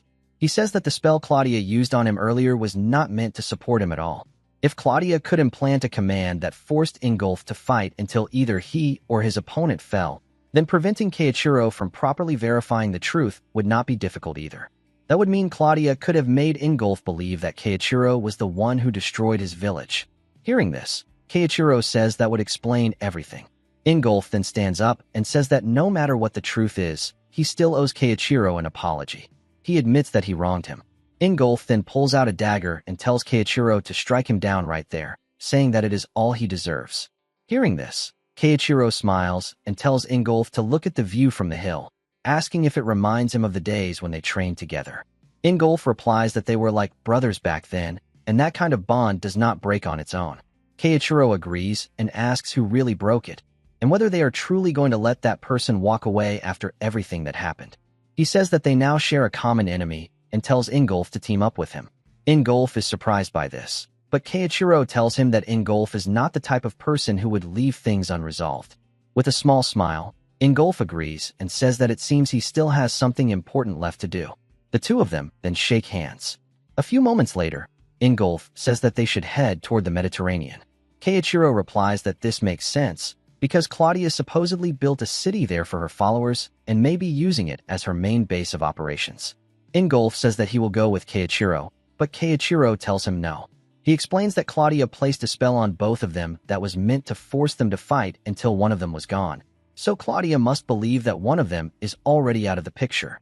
Hearing this, Ingolf says that they should use that misunderstanding to their advantage. Keiichiro agrees and explains that Claudia likely believed that defeating just one of them would be enough, and now it is time to show her that she miscalculated. It will be easier for Keiichiro to move freely if Claudia believes that he is no longer a threat. Keiichiro then tells Ingolf to continue operating as a pentagram saint, just as before, and to keep an eye on Nathaniel as well, whose movements seem suspicious. Keiichiro tells Ingolf that he will be counting on him. With a confident smile, Ingolf replies that he understands. Keiichiro then looks up at the sky and thinks that a lot has happened, but now the next step is finally clear. He will make Claudia regret manipulating Ingolf and framing him for crimes he never committed. Then the scene shifts to the next day, where we see Keiichiro traveling on a boat. Keiichiro thinks to himself that a lot of things have happened in Germany. He then reflects that Mateo was the same right until the very end, and that the whole situation with Ingolf was one unbelievable twist. Keiichiro never thought that he would end up on good terms with someone he had assumed had betrayed him. However, Keiichiro knows he cannot sit around being sentimental forever, because now he is headed to the islands in the middle of the Mediterranean, where Claudia has gathered her followers and built her own city. It sounds ridiculous, but apparently that is exactly where Claudia is now. If it is truly a city of believers, then Keiichiro just needs to sneak in as one of them, and that should help him find the key to getting closer to Claudia. In order to do that, Keiichiro decides to use his void spell first. Then, he activates his recognition blocking magic. This spell is still not perfect, but it will keep his presence hidden whenever he wants, making it difficult for others to remember him clearly. At that moment, an old man approaches and sees Keiichiro, then asks if he is also going to Burgoism.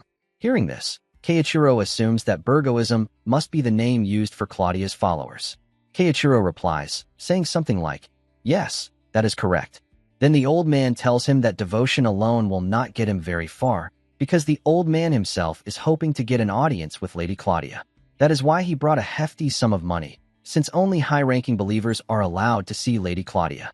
Hearing this, Keiichiro recalls that Claudia does indeed rank her followers. Soon after, the announcer declares that they will be docking shortly. Hearing this, the old man tells Keiichiro that he will see him again soon. However, the old man suddenly becomes shocked to see that there is no one standing in front of him anymore, which leaves him completely confused. From the side, Keiichiro sees this and realizes that the recognition blocking magic is working. Now, he thinks, it is finally time to settle the debt from 20 years ago, and also the one from Germany. A few moments later, Keiichiro disembarks and is shocked to see how massive the tower is. Then one person nearby remarks that this is Burgo Tower, and that supposedly there is an entire city of Lady Claudia's believers inside. The people around him are stunned by the sight. Meanwhile, Keiichiro thinks to himself that 20 years ago, Claudia only had a tiny monastery here, and now she has built something like this.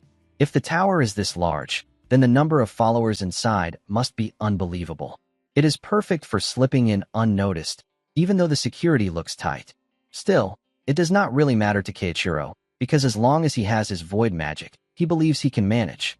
Then the scene shifts to the inspection area, where a guard checks Keiichiro. Shortly after, another guard informs him that he has been accepted as a first-rank Burgoist and hands him his credentials. Inside the tower, each rank determines which floors a person may enter. As a first rank, only the first layer is accessible. To rise in rank, Keiichiro must pass the trials set by the Burgo faith. If he reaches the highest rank, the 7th rank, he will be granted an audience with Lady Claudia. As Keiichiro enters the tower, he feels relieved that his fake identity worked. Because of the recognition blocking spell, the guards will not remember him clearly afterward. Keiichiro finally enters the city of believers, and as he looks around, he thinks that, for a moment, it is hard to believe that he is actually inside a tower. As he moves forward, he sees someone arguing with the guards. It is the same old man he met on the boat, and the guards are stopping him because he is not allowed to enter the second layer, which is reserved for higher ranks only. Angered, the old man shouts that he does not care, ignores the guards, and rushes toward the second layer anyway. But then a lightning-type spell activates, and he falls to the ground. Seeing this, Keiichiro realizes that brute force will not get him through this place. Since Claudia must be at the top, that means he has no choice but to climb the ranks first, and clear whatever trials they throw at him. Keiichiro decides that he will climb this hierarchy from the very bottom, step by step. Then the scene shifts to another room, where a man hands Priest Samoa a list of the new believers who have just enrolled. Priest Samoa is told to choose today's trials. Hearing this, Priest Samoa, with a serious expression on his face, states that he will personally be the one to test these new believers again. The scene shifts to Keiichiro sitting on a bench. Keiichiro thinks that sneaking into the tower went smoothly, and that the next step is clearing whatever trials they throw at new believers so he can climb the ranks. At that moment, a bird flies down to Keiichiro carrying a letter. As Keiichiro opens the letter, it instructs him to proceed to the northern manor on the first floor. Seeing this, Keiichiro smiles and thinks that it is time for the grand unveiling of this trial. Whatever it is, Keiichiro is confident that he will overcome it. Then the scene shifts to where all the new believers have gathered, and Priest Samoa introduces himself, explaining that he is tasked with overseeing the first-rank disciples. Priest Samoa then asks why everyone came to this tower in the first place. He starts by asking a young girl. The girl replies that she wants to meet Lady Claudia and reach the top floor, because her village has recently been struck by an unknown illness, and even her grandmother is not doing well. That is why she is hoping that Lady Claudia might lend her power and help her village.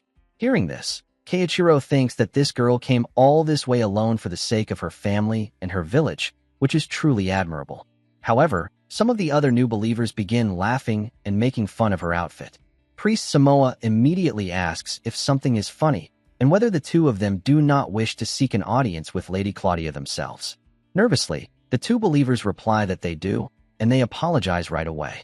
Priest Samoa then explains that climbing this tower is no simple feat. He asks, 1 year and 90%. Does anyone know what these numbers mean?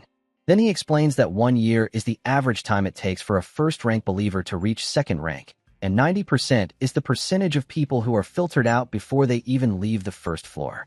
Many people come here chasing hope, but most end up discouraged and unable to continue. Still, Priest Samoa says that aiming high is a fine attitude, and he claims to support the ambitions of the new believers. Then he announces the first trial, explaining that there will be 3 challenges in total.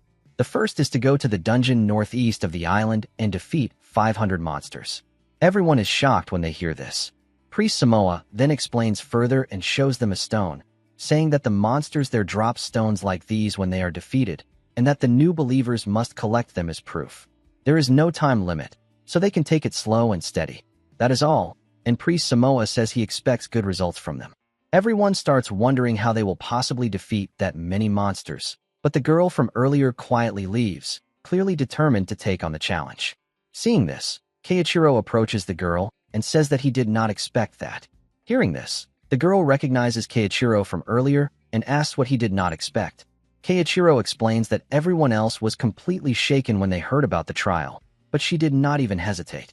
The girl replies that of course she is scared, but for the sake of her village, she does not have a choice.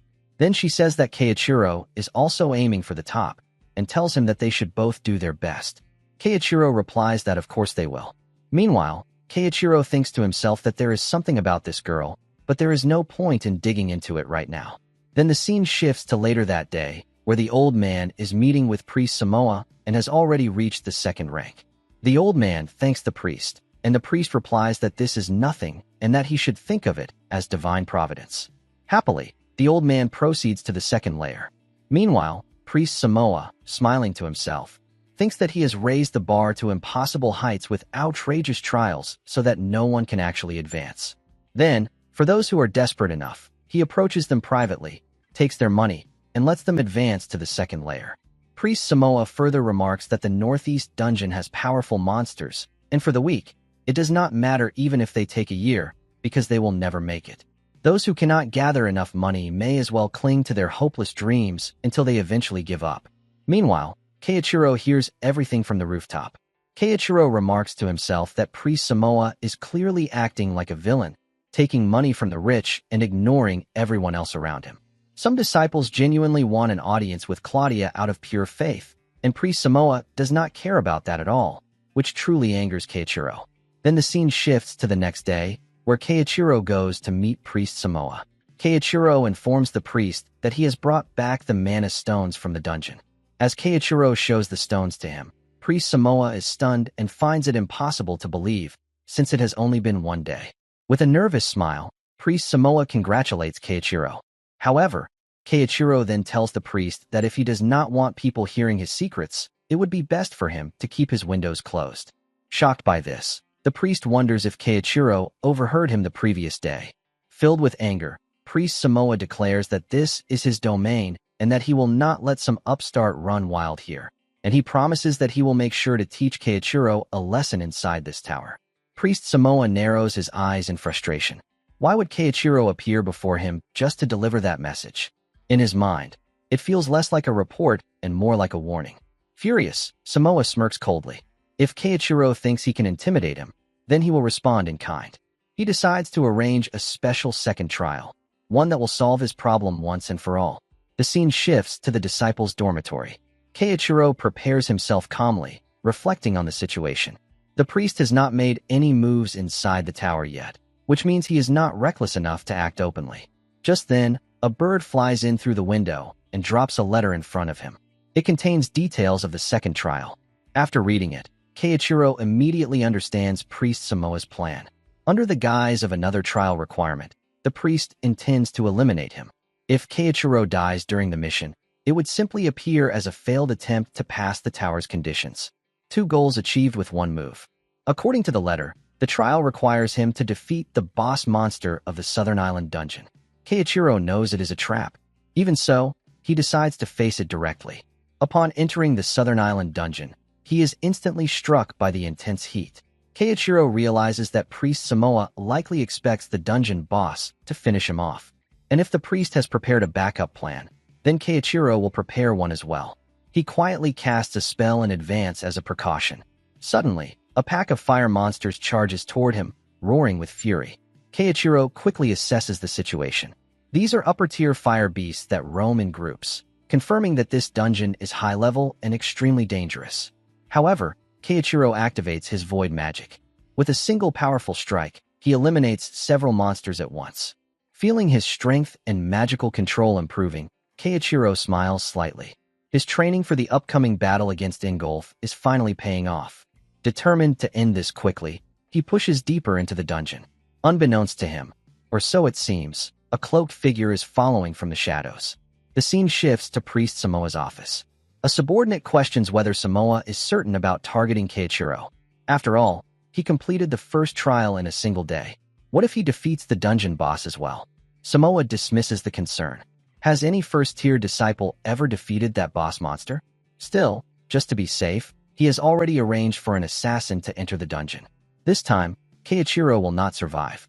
Back in the dungeon, the cloaked assassin watches in shock as Keiichiro defeats the boss monster almost instantly.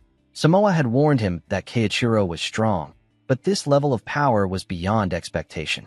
The assassin assumes Keiichiro has not detected his presence. No matter how powerful someone is, a perfect ambush should still work. He moves in for the attack, but before he can strike, he suddenly collapses to the ground. His legs are trapped in a spell circle that Keiichiro had cast earlier as insurance. The assassin is stunned. How did Keiichiro know he was there? Keiichiro calmly reveals that he used a void-class tracking spell to monitor his surroundings. Preparing a backup plan was the right decision. Without hesitation, he defeats the assassin. With a faint smirk, he notes that the priest's plan has failed once again. The scene then returns to Priest Samoa's office.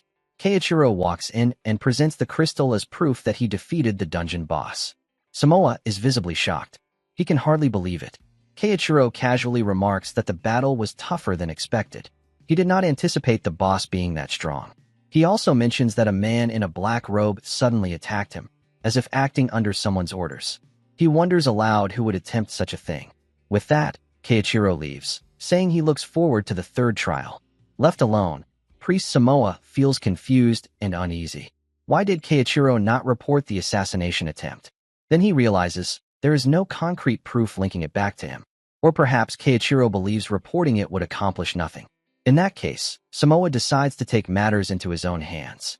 Even if Keiichiro is stronger than expected, he now possesses a powerful ring given to him by Lady Claudia. With its power, Priest Samoa believes he will finally be able to defeat Keiichiro himself.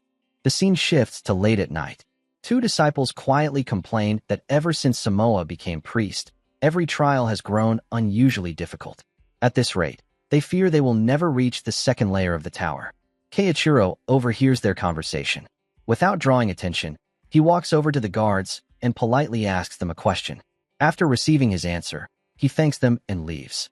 The guards exchange confused looks, wondering what that was about. In reality, Keiichiro had asked about the schedule for the upper priest's inspection visit.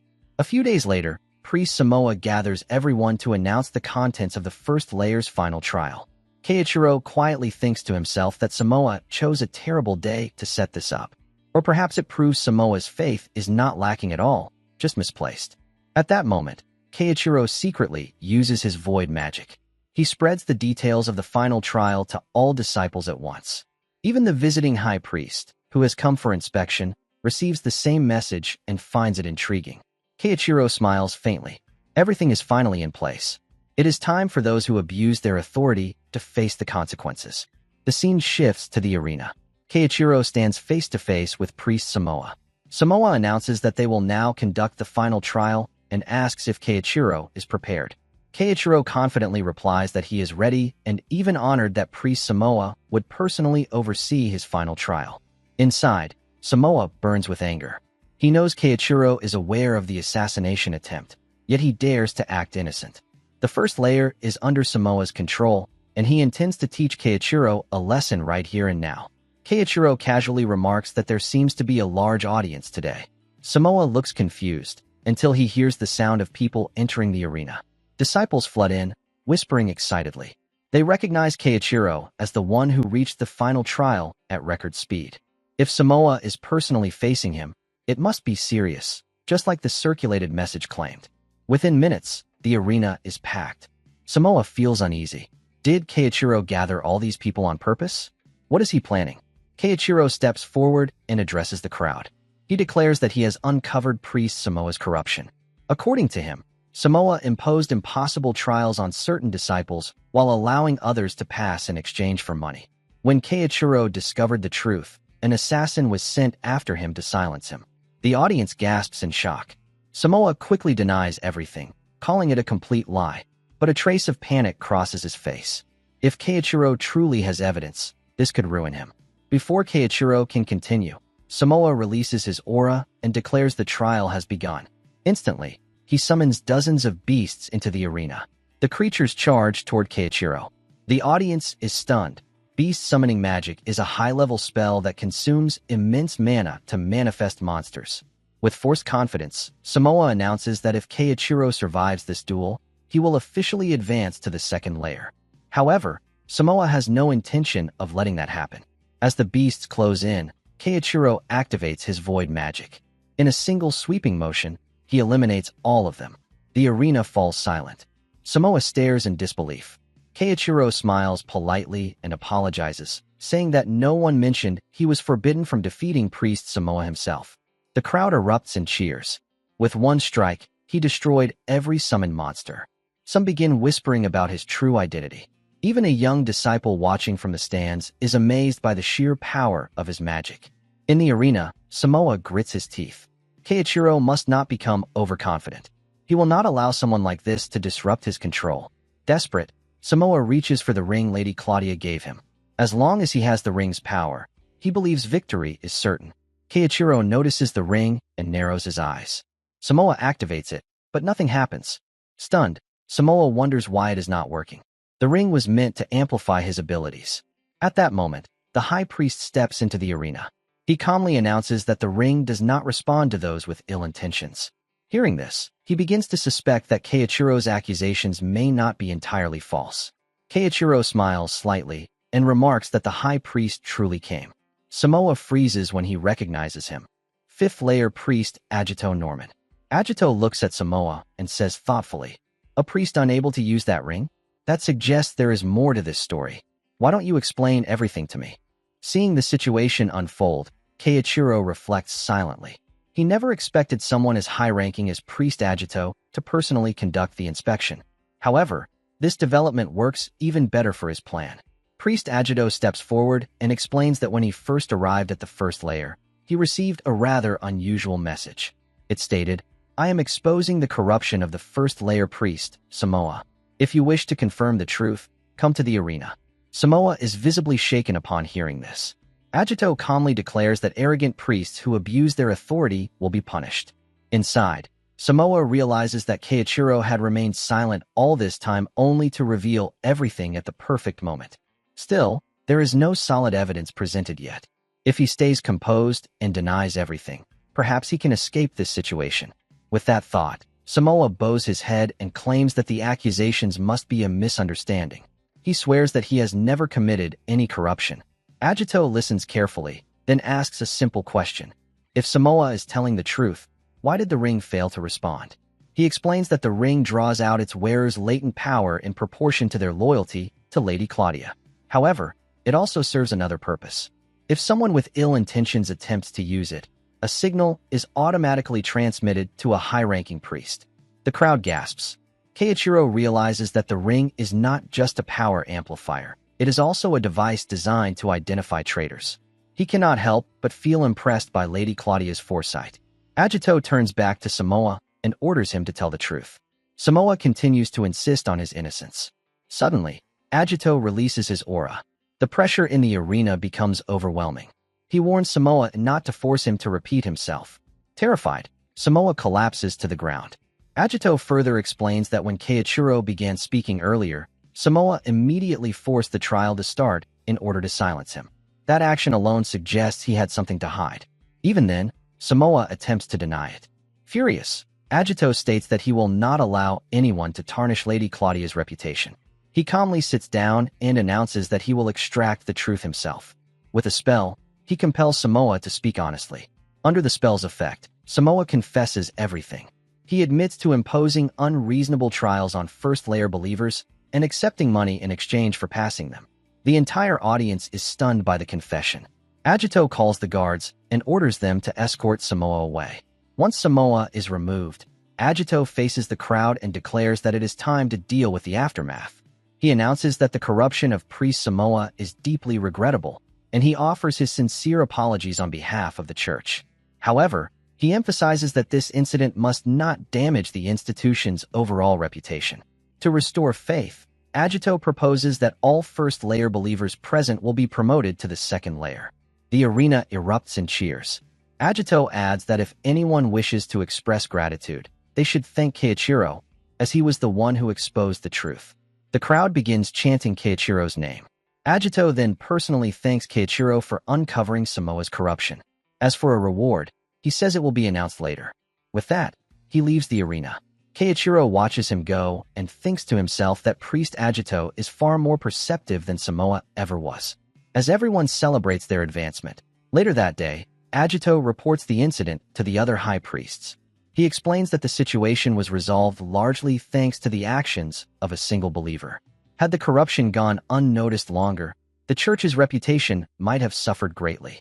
The other high priests agree that Samoa's misconduct is unfortunate, but Keiichiro's conduct was exemplary.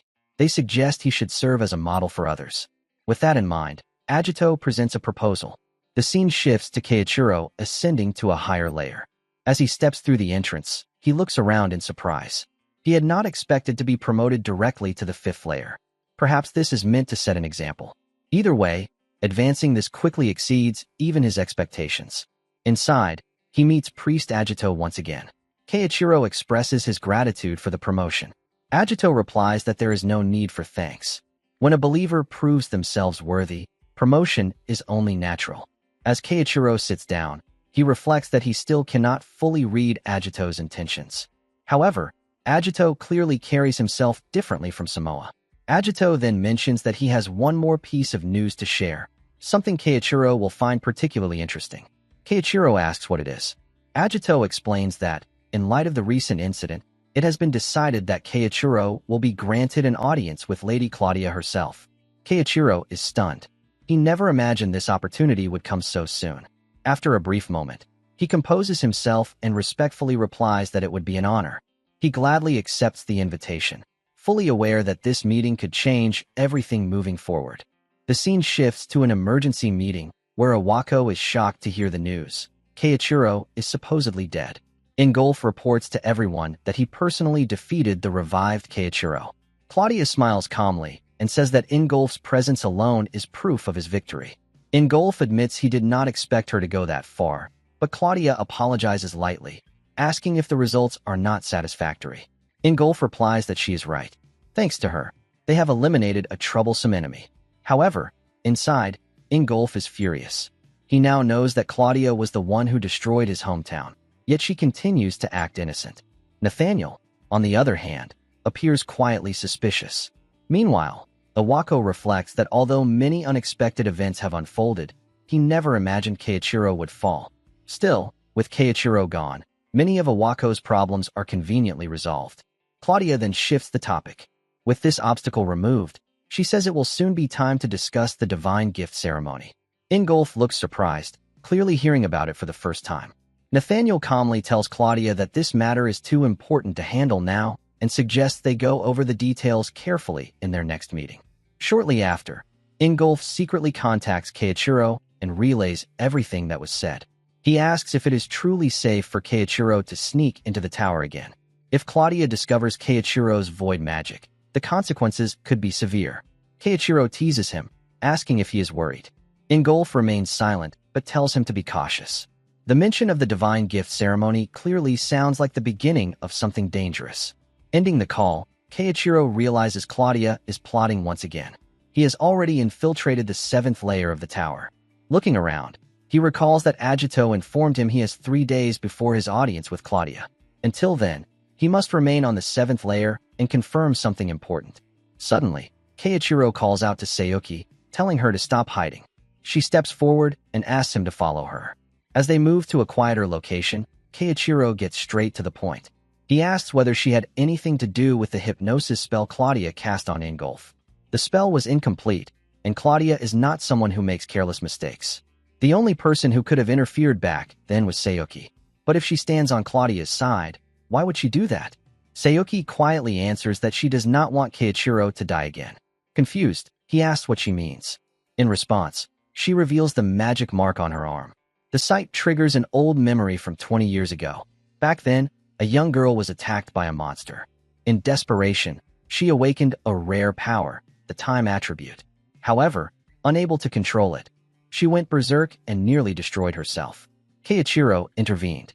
Rather than let that power consume her, he sealed it, risking everything to save her life. She barely survived, left with a red mark on her arm as proof of that day. Returning to the present, Keiichiro asks in shock if Sayuki is that same girl. She confirms it. When she regained consciousness years ago, Keiichiro had already been accused of betraying his comrades. But she never believed those accusations. Knowing the man who saved her would never commit such acts, she approached Claudia to uncover the truth about what happened 20 years ago. For 10 long years, Sayuki devoted herself to study and service, gradually earning Claudia's trust until she finally learned the truth. After the Rei incident, she was ordered to investigate the current Misato Keiichiro. At first, she doubted it could be him.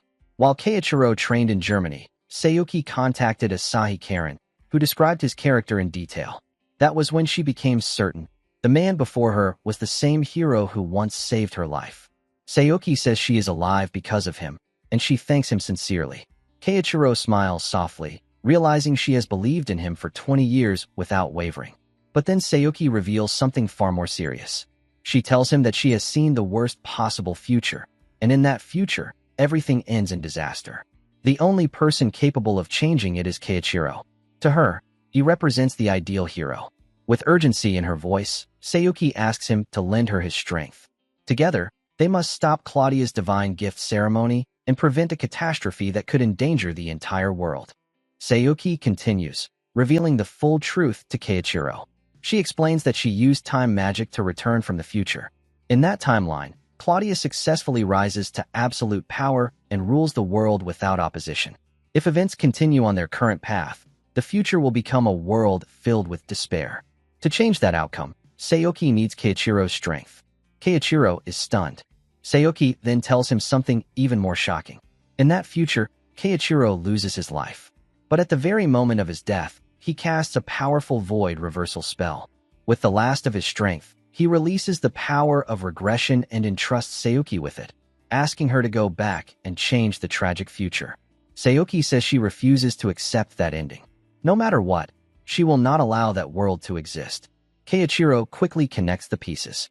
He concludes that the root cause of everything must be the divine bestowal ceremony Claudia is preparing.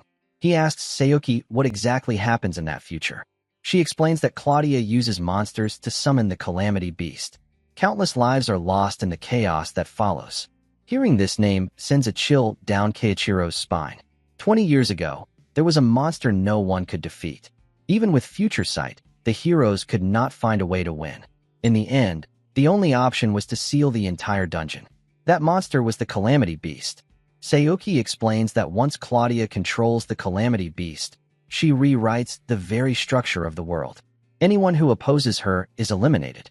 Only her loyal followers remain, and she reshapes the world into one that serves her will in every way. Keiichiro finally understands Claudia's ambition. However, he points out that Claudia is publicly recognized as a hero. To carry out such a plan, she would have to abandon that image completely. Sayoki replies without hesitation, Claudia would do exactly that. At that moment, a masked woman enters. Keiichiro recognizes her from the earlier trial. Sayoki introduces her as Aisha, someone she has known for a long time. Aisha handles intelligence both inside and outside the tower. She greets Keiichiro calmly. Keiichiro asks Aisha if she once claimed she wanted to save her hometown and family. Aisha reveals that it was a lie. Claudia had already destroyed her hometown. The tower itself now stands where her village once was. Filled with anger and pain, Aisha declares that she will never forgive Claudia. Sayoki adds that if Claudia is left unchecked, another tragedy will happen. That is something they cannot allow. With tears in her eyes, Aisha says Claudia does not truly care about people. She asks Keiichiro to lend them his strength and help stop her. Keiichiro sighs deeply. He says he finally understands their situation. Claudia's scheme must be stopped. More than that, he agrees with Aisha's words. He cannot forgive Claudia either. Still, there is one crucial question.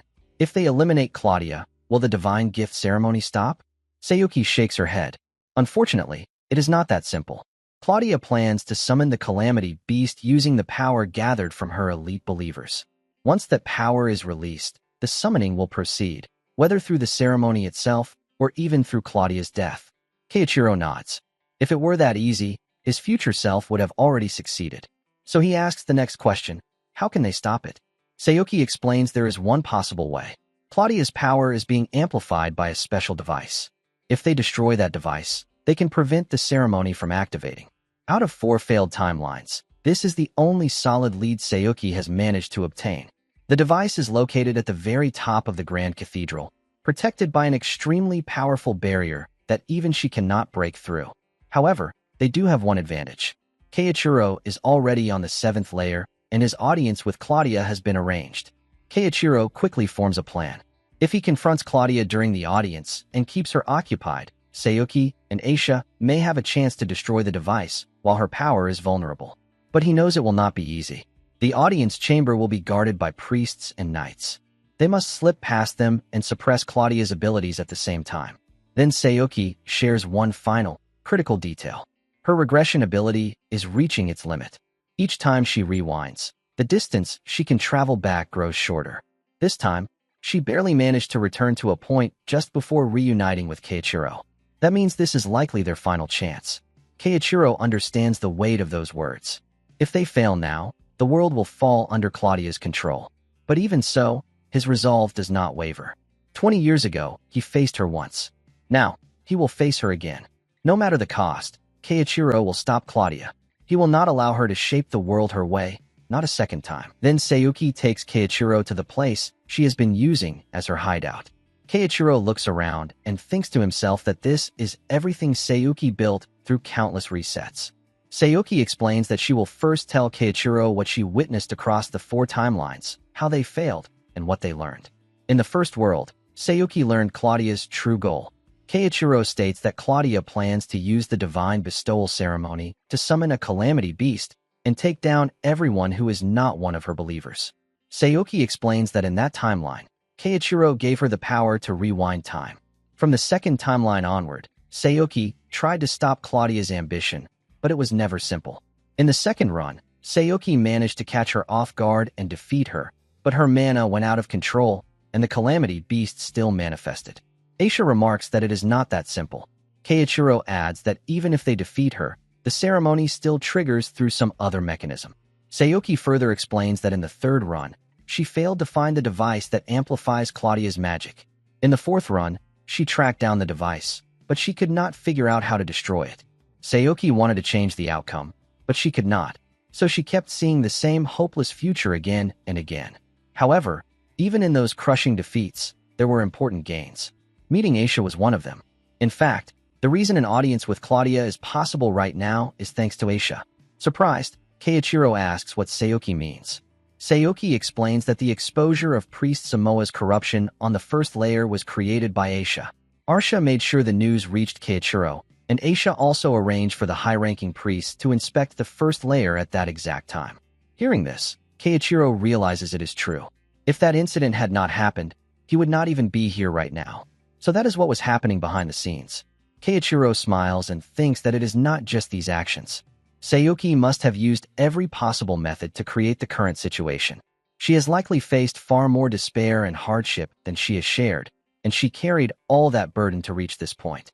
Aisha then states that they must absolutely stop Claudia's ceremony. Sayuki explains that destroying the device that amplifies Claudia's power is essential. For that, they need Keiichiro to neutralize Claudia during the meeting. If they succeed, the barrier protecting the device should collapse. Sayuki has already gathered all the information about the cathedral's interior, so she and Aisha will handle destroying the device.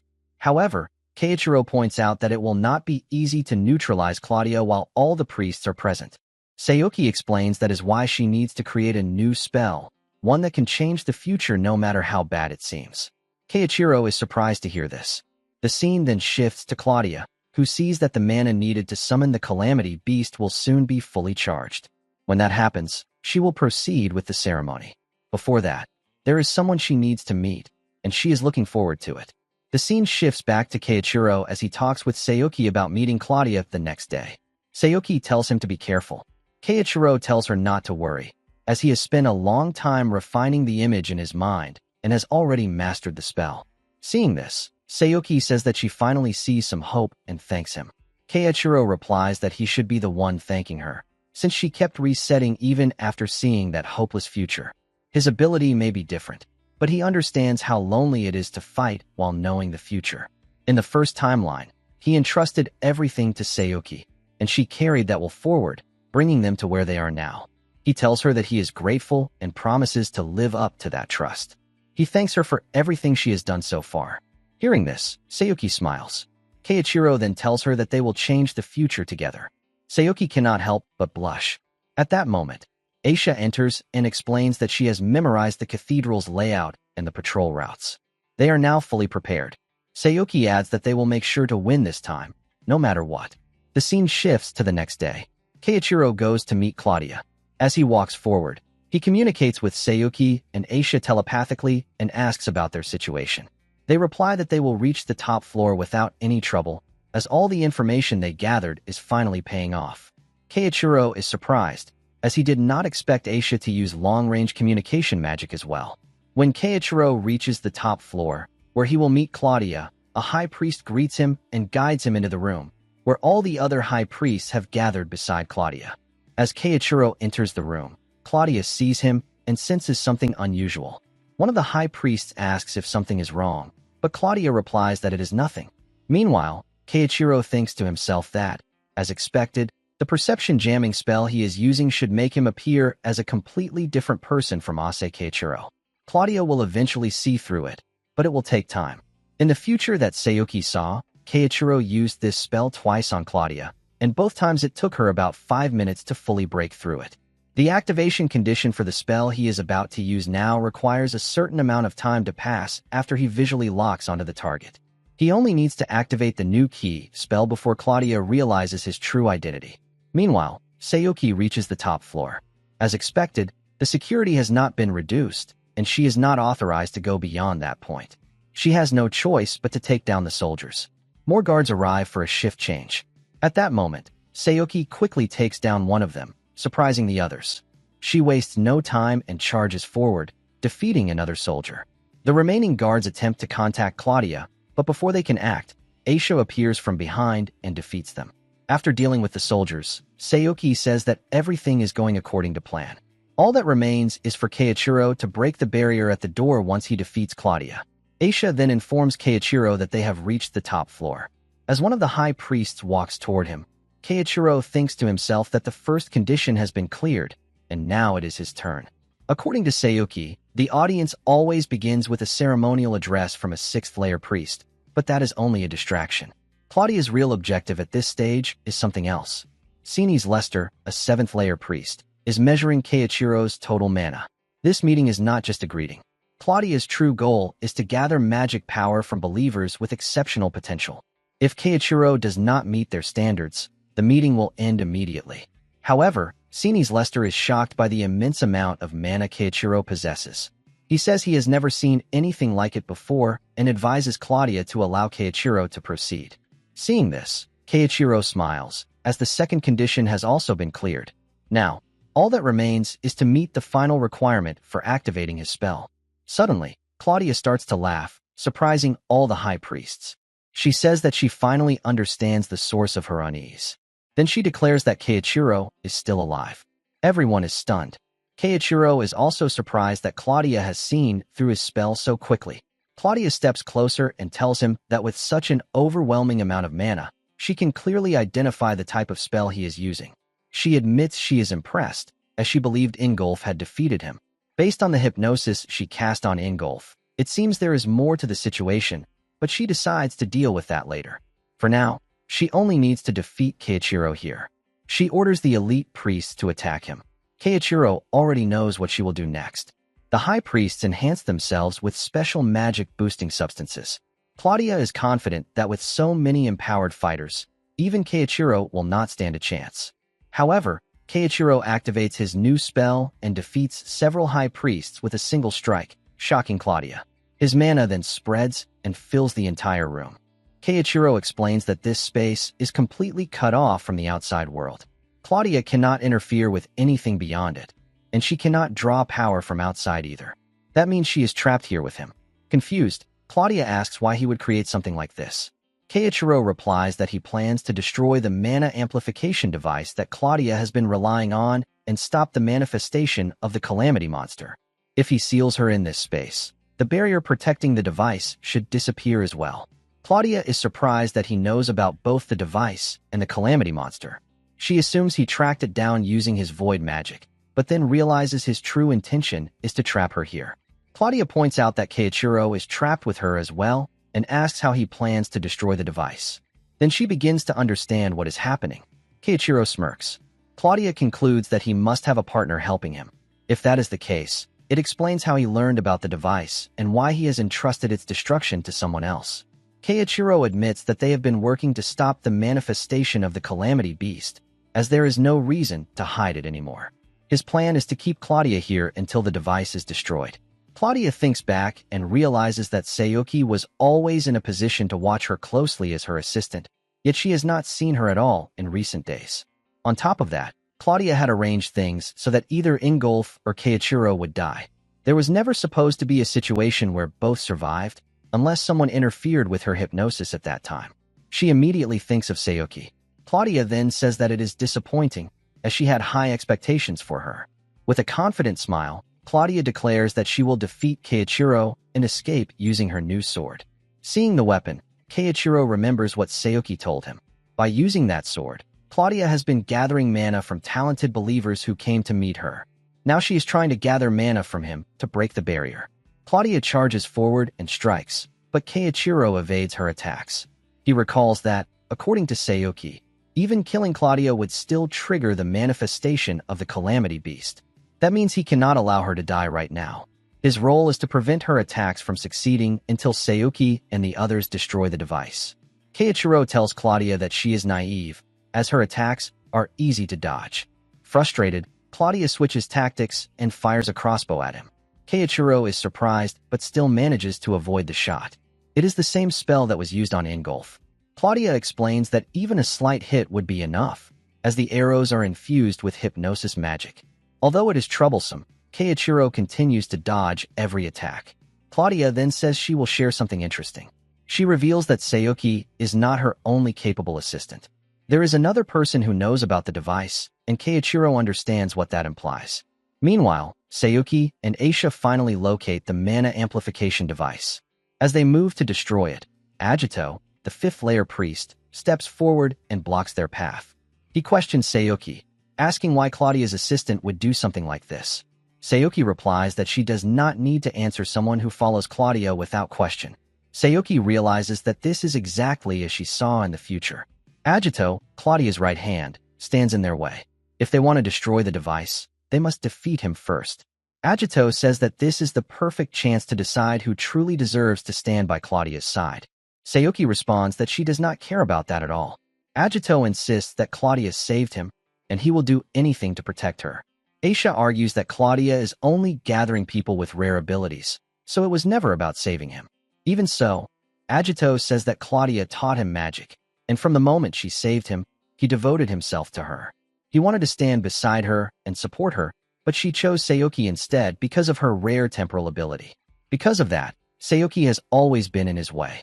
Now he intends to take her down. Sayuki steps forward and tells Aisha that they must defeat Agito if they want to destroy the device. Agito is not an ordinary priest. His role overseeing the first layer of the first division was only a disguise. His true identity is Claudia's right hand.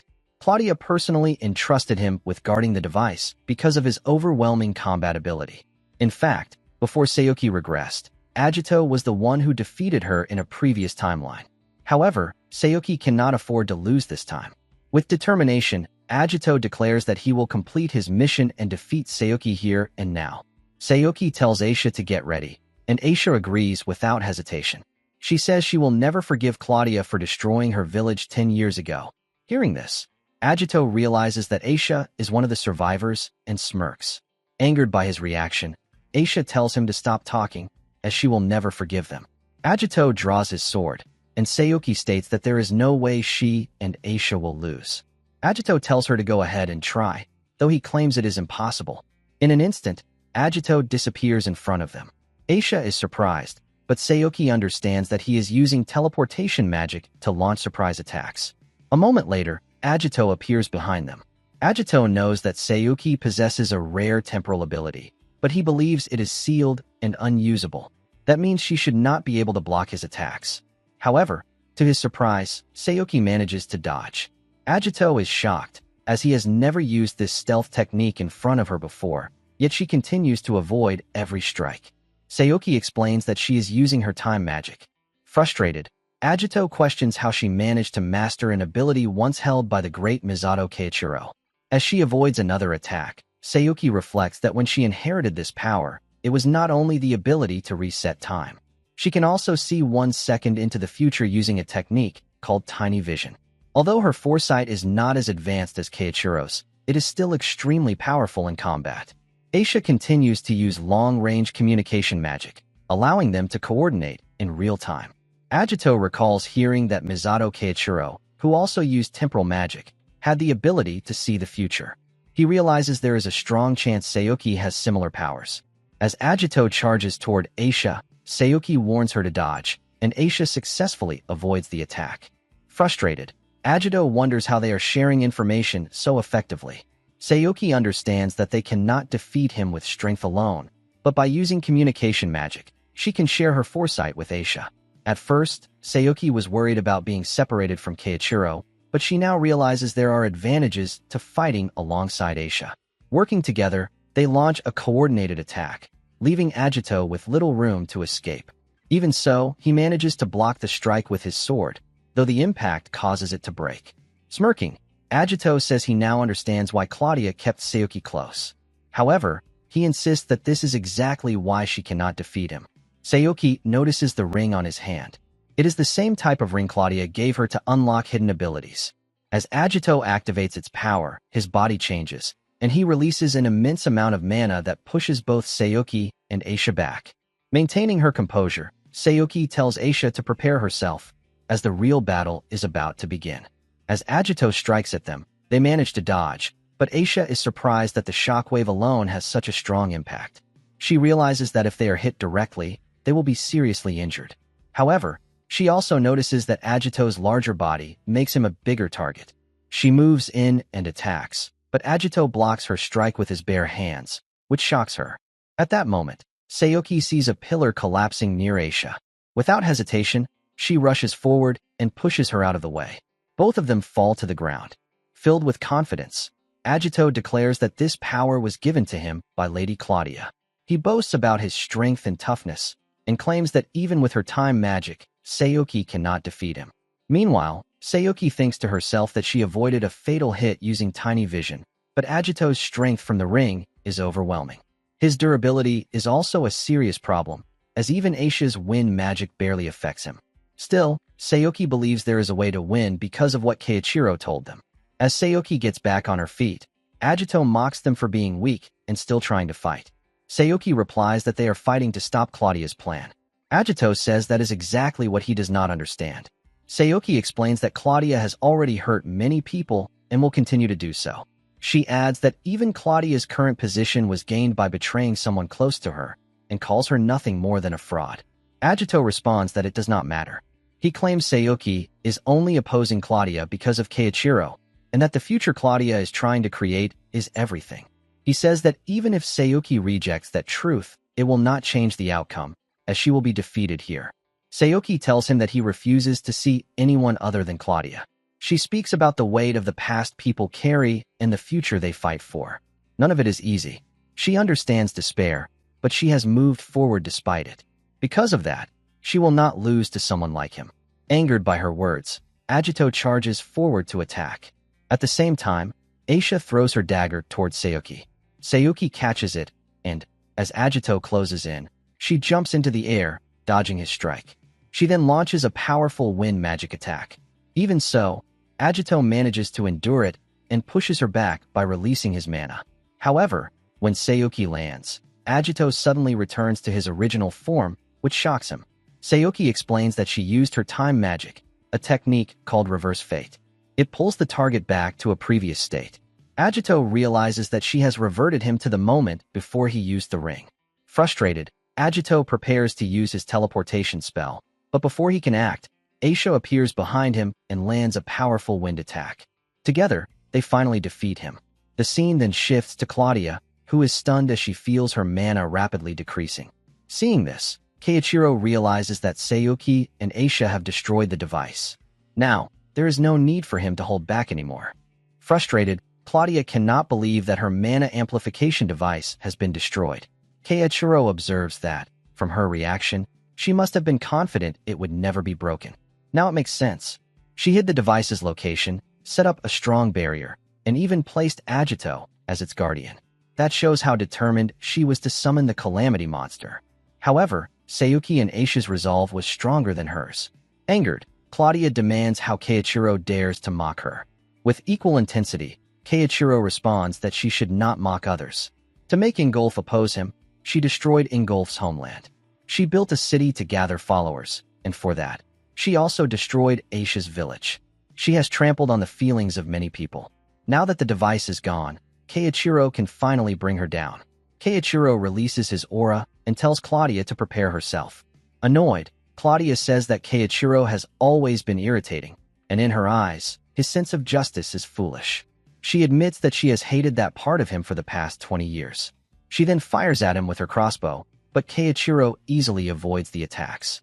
Claudia realizes that Keiichiro is being careful of her magic-absorbing arrows and will not approach recklessly. At the same time, Keiichiro now has the advantage since her amplification device is gone.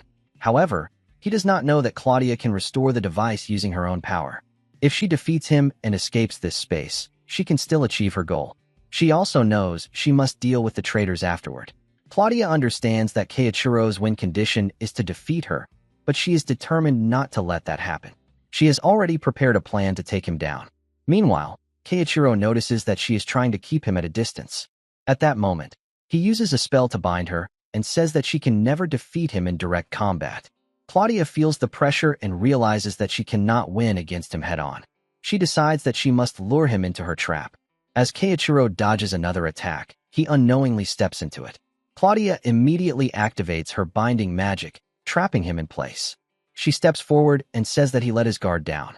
She asks if he really thought she was attacking at random, when it was all part of setting up this spell. Confident, she moves in for the final strike and declares that victory is hers. However, at that moment, Claudia suddenly realizes that the attack has struck herself instead. Keiichiro reveals that he used a hypnosis spell, similar to the one Claudia used on Ingolf, but with a different condition. It forces her to submit mentally. Claudia then understands that he had already prepared this when he used his earlier spell. Keiichiro says that it is a fitting end for her to fall to the same kind of magic she once used. At that moment, Sayuki and Aisha arrive and are relieved to see that Keiichiro has defeated Claudia. Smiling, Keiichiro tells them that they have finally won. Suddenly, a butterfly appears and congratulates Keiichiro on his victory. He recognizes the voice. It is Nathaniel. Nathaniel reveals that he has been watching the entire time. He admits that Keiichiro has defeated Claudia, but now he will use the remaining magic power to release the Calamity Beast. It may not reach the level he originally planned, but it will still be enough to defeat them. To Keiichiro's shock, the Calamity Beast, Ancient Dragnil, awakens. Nathaniel tells him to do his best to face this new threat.